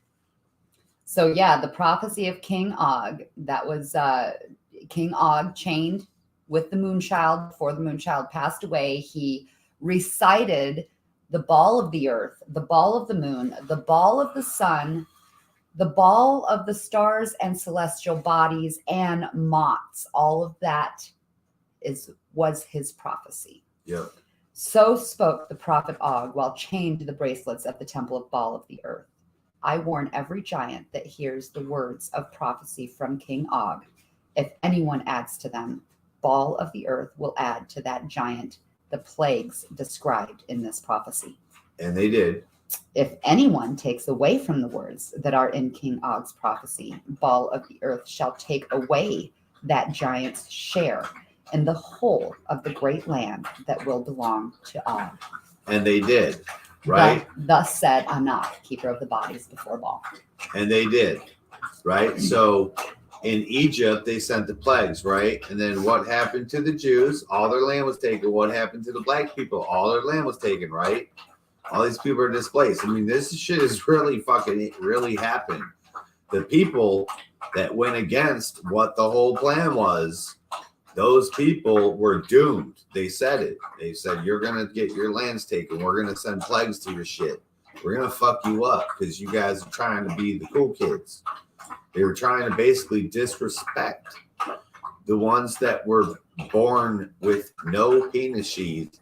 They were like, look, we're you. Haha, we're you. We're going to be defiling and shit and be nasty and be all sodomizing people and raping people and shit. You know what I'm saying? But then the other ones were like, we're going to be good, you know, blah, blah, blah. So if you go through history, I believe it's the Jews that do the fucking, don't we get circumcision from Jewish people? No, they are uncircumcised. Oh, they're uncircumcised people. They're the ones that do not. So they don't touch their shit. They're of the Ogish. They're of the Ogish. So where's the like Western religious civilization, essentially. So it's crazy. Christianity, Catholicism, I think it's probably, I don't really know about the Eastern religions and what their practices are. I don't know. So I'm not going to speak to that. But in regards to Western culture, I mean, the only ones that don't, I think, are the Jewish. So, yeah. We're going to have to look into that deeper. We will. And see who cuts their penis and who started it. All right. The last little bit of this chapter and today's sermon, the death of the Moonchild. And it came to pass that on the 7th day, Og spent chained in the temple that the Moonchild died. The servants, sorceresses, and elder Rephaim were afraid to arouse Og from his miserable chains, to tell him that the Moonchild was dead. For they said, indeed, while the Moonchild was still alive, we spoke to him and he would not heed our voice. How can we tell him that the Moonchild is dead? He may do us all some harm. When Og, Samson. When Og saw that the servants, sorceresses, and elder Rephaim were whispering, Og perceived that the Moonchild was dead. Therefore, Og said to the gathering crowd from his chains, is the Moonchild dead? And they all said, she is dead. So Og arose and unbuckled from his chains. So he went in peace. He washed and he rebraided his hair. anointed his beard, changed his clothes, and went to the temple of Baal of the moon and worshipped. Then he went to his own palace, and when he requested, his smaller self-servants set meat before him, and he ate.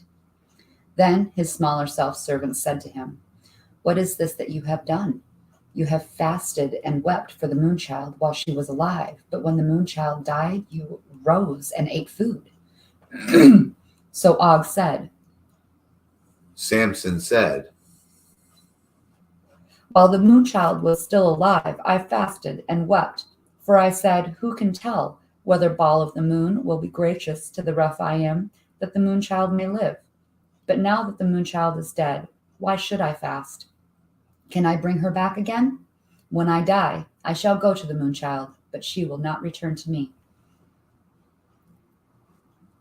It was on this day that Og sent messengers to giants throughout the great land and beyond, to join him in war against Nimrod because of the death of the moonchild and because of their adherence to circumcision, which is disrespectful to the gods. In this way, the 100,000 giant war began. So check this out. You want us to have to keep going? Well, no, we're already in chapter 3, and it's been 2 hours, so we should probably. No, this is fascinating, though. We should probably wait until next week. Oh, fine. How long is the first little part? It keeps going. It just keeps it's going. It's so fascinating. I know, honey, but we're going to start doing like a 4-hour live. It's so good, though. So good. You get into it. So we got people that have circumcised penises, people that don't have circumcised penises.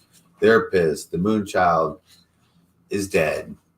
She grew long enough. She grew up long enough that they could put a kid in her. And then she spit that kid out, but that kid didn't live for that very long, I think they said. And it was a male anyway. They were trying to have a girl, and it didn't happen. So here, though, we still have all these giants are still following the gods. So when they say the gods, remember the gods are Enlil, Enki, and Marduk. Those three are the main three male gods. Like there's others, there's witches of that time. They're Cabal. They're following Inanna and a couple other people like that. You got to remember that things going on at these times. So those are the gods that they're talking about. Enlil and Marduk and Enki, being the ball of the stars and cosmos and ball of the sun, ball of the earth, ball of the underworld, Mot. I bet if you follow Mot back, you'll probably find Ninharzak or one of these people, one of these Nin motherfuckers, one of them supposed fallen angels that they made live in the underworld. Remember, they went to the temple of Baal. In our world today, you can go find the temple of Baal. That was Lord Enki's house, or Lord Enlil's house in the beginning, where the giant cedars are. And then when the fallen angels came down here, Semyaza, Satan, Lucifer, they were like, "Nah, man, you can't be over here. You got to be over there." They were like, "Okay, cool. We'll just go live in your old house." They're like, he's like, "Yeah, you can have that landing pad," and build it up, and it became the temple of Baal, right? So for a while, you got to remember, all these people had different names. Like Satan was Baal of the earth for a while. You know what I'm saying? What you call Lucifer, like Semyaza, he was Baal of the earth for a while. These people were in charge. Like to us, they were in charge for a while. To the Anunnaki, it could have been 2 days. They could have took power for, like we heard about when they took over the spaceship, the landing ports, and the master of the command spot, like the command station. They got the tablets of destiny. Like they only had the power for a small period in the Anunnaki time. But for us, we was literally worshiping these fuckers for hundreds and probably 1,000 years at least. But for them, it could have been a small period of time. And that's what they report it to be. But for us, it's like we're down here worshiping under these things for hundreds of years, like whole generations, whole stories have been written about. These things this guy's 500 years old, and they're talking about the gods and shit, and they're worshiping certain things that when you look back at it, like the Anunnaki talked about these times as going phew, right by. Because 1 year for them is 3,600 years for us. That's retarded. Think about 1 year. 1 year of your life. Now think about just fathom in your head like what an ant colony could do in that 1 year. And that was like what it would be like for us to them. You know, our life is so slow and just normal paced. But things that are tiny are so fast. Like generations go by. Look at flies and mosquitoes and shit. They live for like 24 hours and then die. Yeah. You know, so their entire life goes by. So generations of flies are dying and you're living. We're like, essentially a fly to an Anunnaki. You're living a week and generations of flies are going by. Centuries are going by in the fly world. Just a bunch of bugs and ants. Yeah. Like, God, imagine what year it would be for a fly. And you're 59267. You know, a lot. The Messiah was born. He lived for 24 hours and was smashed on TwizTD wall. Oh my God. Like many others before him. Yeah. That's just how it goes, though. So to hear it from the ground level, from, you know, because the Anunnaki created humans. So when they say our literal ourselves, that's what was that Anunnaki creation. Now, when so-called God says, my only begotten son, supposedly that's Jesus. But we all know that Zeus also created Hercules, also supposedly created Achilles. You know, I thought supposedly created Samson too. But looks like Samson's a creation of somebody else who it says his parents are. So it's like Enlil was probably creating people. Marduk was creating people. These were all demigods. If you consider them to be gods, all of their creation that is created with their actual sperm would be demigods. So when you fast forward thousands of years, here's the people. Here we are, the children of all those things that were left. So we're going to hear coming down the road, though, we're going to get to the 100,000 Giant War. Actually, we're going to be talking about it next week. Yeah. That's chapter 3 is starting to tell us about the war. Yeah, 100,000 Giant War coming. All people are slaughtered. And then we're going to learn who's left. See, the very first chapter, I'll only read that, is telling of the 100,000 Giant War as transcribed by both Enoch, the keeper of the bodies before Baal, and Anzal, the slayer, at the smaller selves before Baal of the moon. These are the deeds of the giants who fought with King Og against Nimrod. For our days are past in wrath, and our war is the tale that is told. Mm-hmm. Next week. Yeah. And for this war, all giants of all kingdoms came. This is fucking amazing. There's 100,000 giant war. There's probably a few more, give or take. But, oh my God, can you imagine the fucking roaring thunder and shit?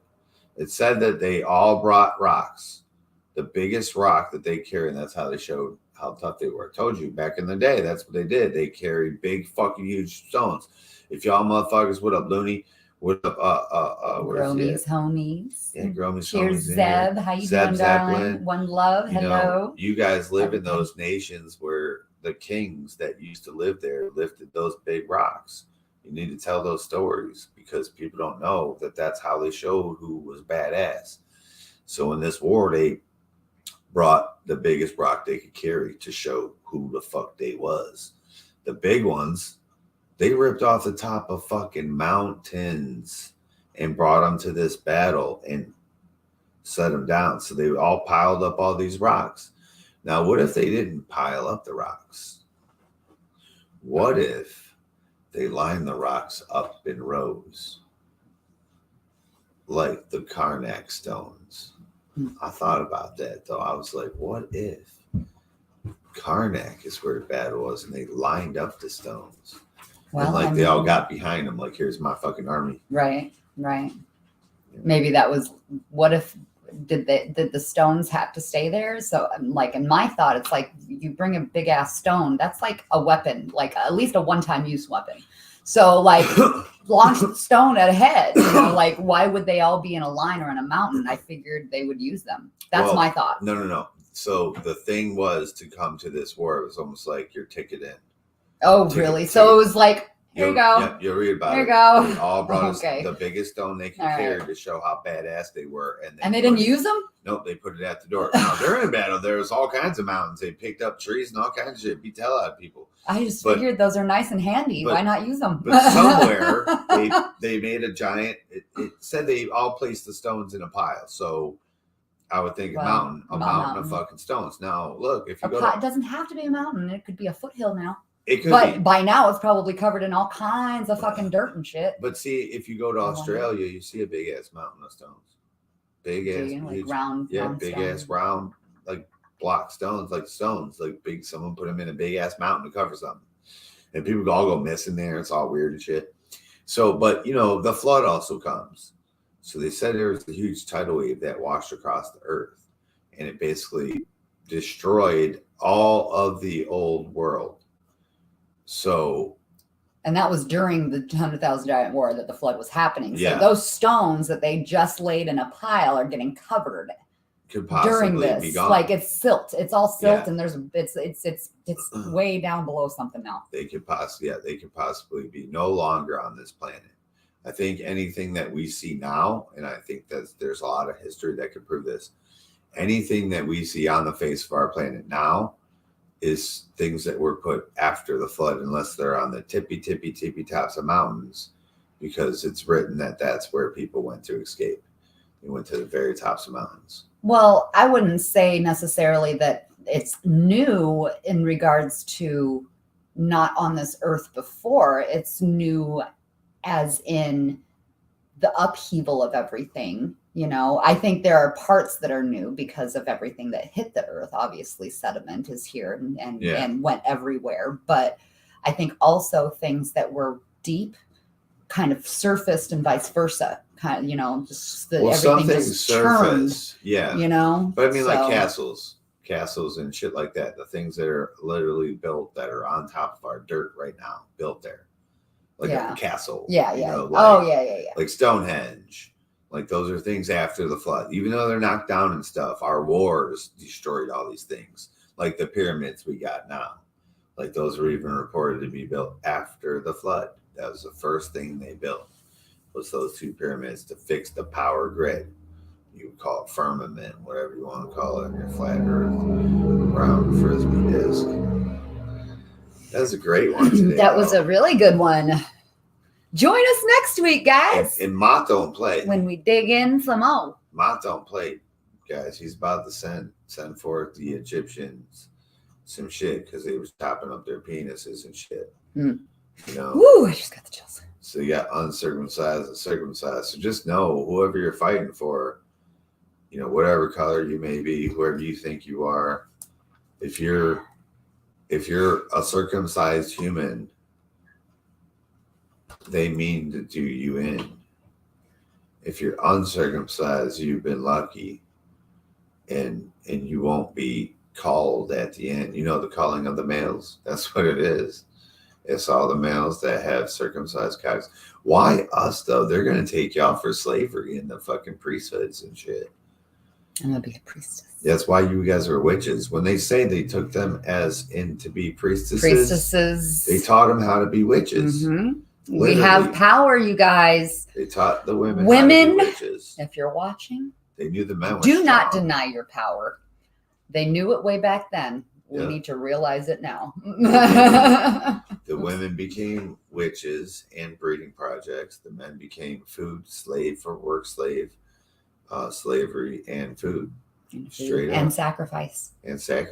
See, it's like there's so many movies, like from way back in the day, that depict sacrifice, but they depict a woman being sacrificed. The virgin, sacrifice the virgin. But really, that's a different thing. Well, maybe so. Look at apocalyptico or whatever. It's all males. It is exactly. I was just going to say, like, you know, there's males and babies. But yeah, It's Hollywood. I think that shows the virgin. I think it shows the power that they're willing to sacrifice for what they want. You know what I think it is, though? Okay, so a lot of people say this. They go, this is the whitewashing in Hollywood. They always show like white people as Indians and white people as Egyptians. And well, here's the thing, guys. You guys are fucking so smart. Listen, back in the day, how many black actors were there?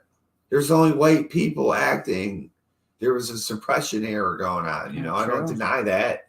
But there was not enough black actors to fill all those roles. So that's why they had to put white people as their character. It was common fucking sense.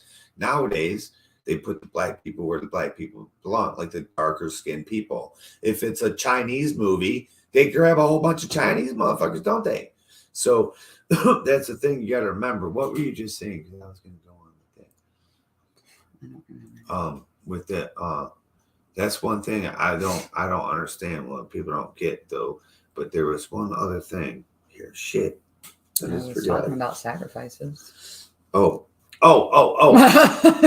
Same thing. Okay. So our times now, we're just learning about all these babies in McDonald's and shit, you know, baby food in McDonald's, and there's chopped up babies and all kinds of medicine, all kinds of drinks. They drink baby blood. They eat their adrenal gland. They like to eat babies. We're just hearing about this now. This is becoming a normal fucking thing for us for some reason, right? To where they can actually show babies being eaten and killed on the media today.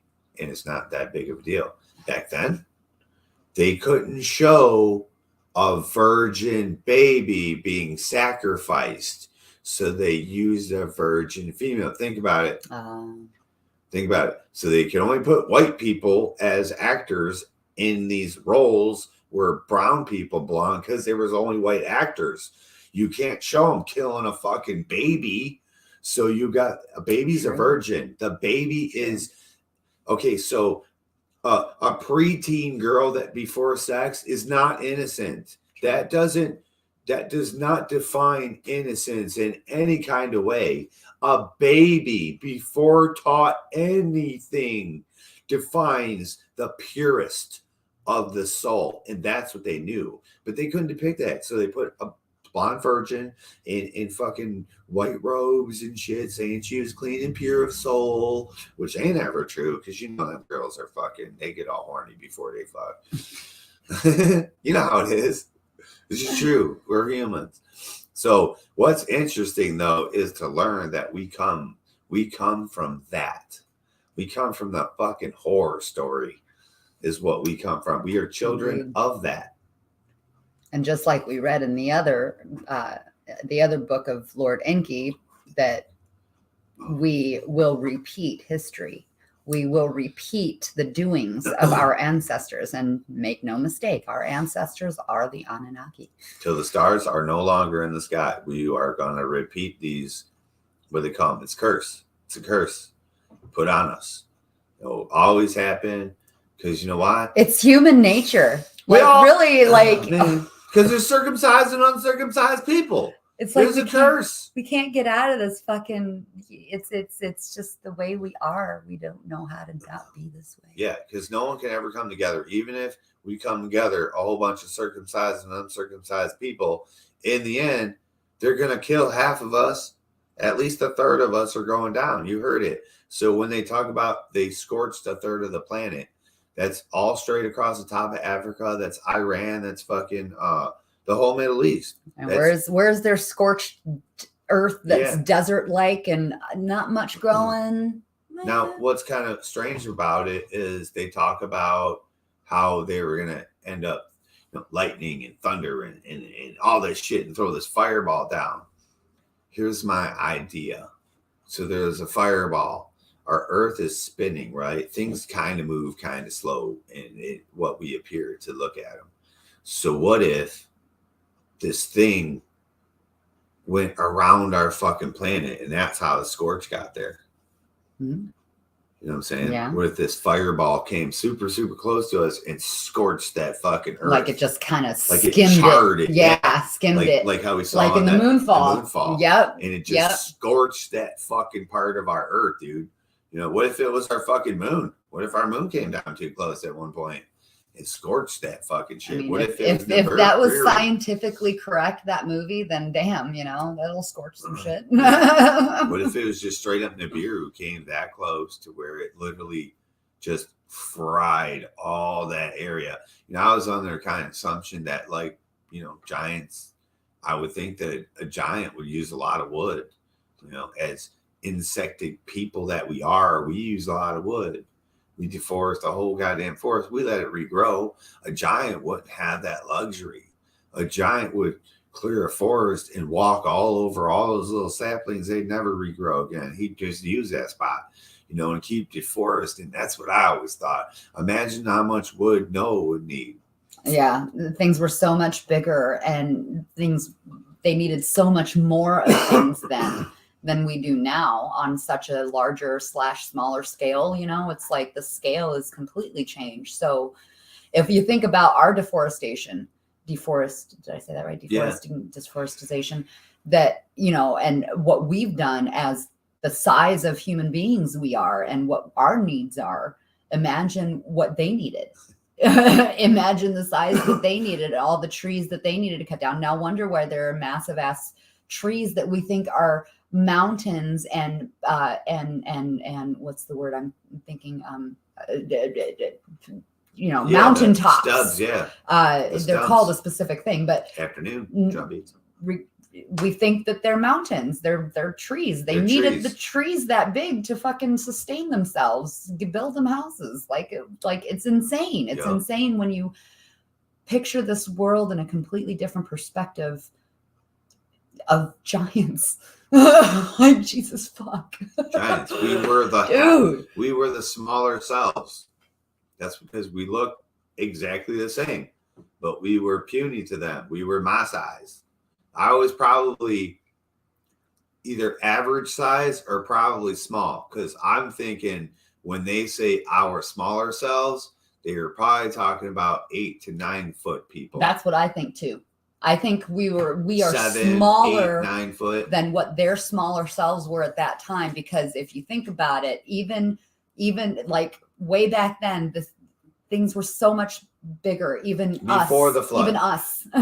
Before the flood, I'm talking about. Yeah. So you got to track Adam and Eve, blah blah blah blah blah. And I think all these people were the smaller selves. Like Adam 10, 8, 9, 10 feet. Those were smaller selves comparatively. Yep. Smaller selves. Like, we were just smaller. Just smaller, just not to their height. After the flood, people got fixed, but that's why there's still giants were around, because supposedly Lord Enlil only fucked with Noah's DNA. They said they would fix Noah. Maybe they fixed his sons too. But around the planet, there was other people that lived, that survived the flood some fucking way. They survived it. Not connected to anything biblical. These people survived. They got a survival flood story. In these lands, you'll find giants. You'll find giants in their history. It's wild, dude. And it's all what they're talking about here, Imagine getting swept away in a flood. You're alive. You escaped this battle. They didn't all get killed. The battle never ended, right? You're going to hear about it. The battle never ended. That means motherfuckers fled. Some people just straight ran away. You're going to hear, I would run the fuck away too. There's no way I would ever fight this battle. Never. It would be the coolest video game battle. I'm telling you, this would be the funnest movie. I got a cartoonist. I don't think I could get him to do it for free, because, it would be the biggest, coolest project, though, anyone would undertake if he would accept doing it and just take the credit for it and put it out there. But I would want to keep it, you know what I mean? I'd want to have it and put it out there. But, dude, it would be the coolest. It's a cockfight, straight up. Right, baby? Yeah. It's a cockfight. You don't know yet. It's a cockfight. I've been told. It's straight up a cockfight. They were cutting everyone's cocks off, man. You heard about it. The first time they really, really fought on this planet, the dude bit the other guy's dick off.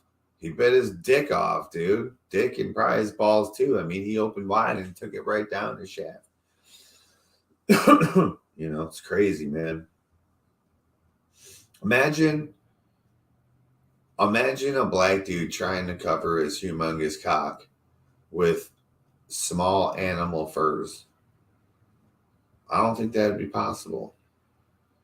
Like, so the curse of Ham was that they would have extra long cocks. So they're walking around with fucking almost a kickstand, 18-inch cocks. There's a tribe in Africa. Their cocks average 19 inches. I think the longest one was 22 inches. These guys in Africa. That's their whole tribe. That's the curse of the Ham. They were cursed with bigger lips and wiry hair and big old cocks. Huge cocks. Fucking lucky motherfuckers. No, I wouldn't say so. Well, no, you just get to take pictures with it and stuff and swing it around and like it's in your pants and everyone gets to look at it. I would say that's all they get to do with it. That's all they get to do with it because there ain't no dick like that size going in any vagina I know of. Not that you know of, but just like there maybe they're made differently. Just like there was males with the curse of Ham, right? The females were also born with the curse of the Ham. So they were born with giant vaginas. So they can fit these giant penises. It's just a thing. Mm-hmm. It is. You're going to read about this shit. Wait till we get to Cotton. Wait till we get to Cain. The curse of Cain. What's the curse of Cain? No beard. No beard. God, we'll go to all these little tribes, these little Asian tribes, these South American tribes, and their people are like hairless. You go to Philippines, the people are hairless. They don't ever have shape. Even the women. They like grow what you would consider like when you were like maybe 10 or 11, like had that kind of hair on your body. That's what Filipino people grow. It's so weird, but it's not weird if you understand what kind of magic Adam had. And he could do hocus pocus on your ass and you would lose your beard and wouldn't be able to grow it. And then none of your people would either. Nobody that came from your sperm. When they say your seed or your line, that means like, one guy banged a female or something and started creating people. And then from that DNA imprint right there, that's all you needed because he was so pure. It's all you needed. It's like, you ever have like a whole tub of something, and from that tub, you can make all these different things and stuff. But they're all different. They don't look like the original thing, but they all have the original thing in them. And that's how it was. So all of them didn't have beards, but as they went down the line, some of them will get a little strand here or there, like in China over the thousands of years, they were able to grow that cool long beard, big long eyebrows and shit. Things like that. But the mark still remains. The mark still remains, man. All right, everybody. I think Amber is looking like she wants to go and eat some food. And she wants to watch some cool stuff. And you guys have an awesome Sunday. And make sure that you guys worship yourselves and your body and your frequency. And always raise your frequency every day. Raise the positive vibes and erase one of those negative things that were holding you back out of your life. Just realize in the end, that doesn't matter, right? The only thing that matters is if you accomplished your damn mission. If you didn't accomplish your mission, you're going to go to the light and you're going to be back right here. So fuck it. So just keep good heart, a good soul, and eat good food. Like we don't. If you don't eat good food, you're going to feel like shit. You can't raise your God consciousness through mushrooms. And mushrooms eat dead people, and dead people eat mushrooms or some shit like that. So peace out, everybody. Have a wonderful Sunday. And we'll see you next week. Live long and prosper. May the force be with you always, as it is with me. Indeed.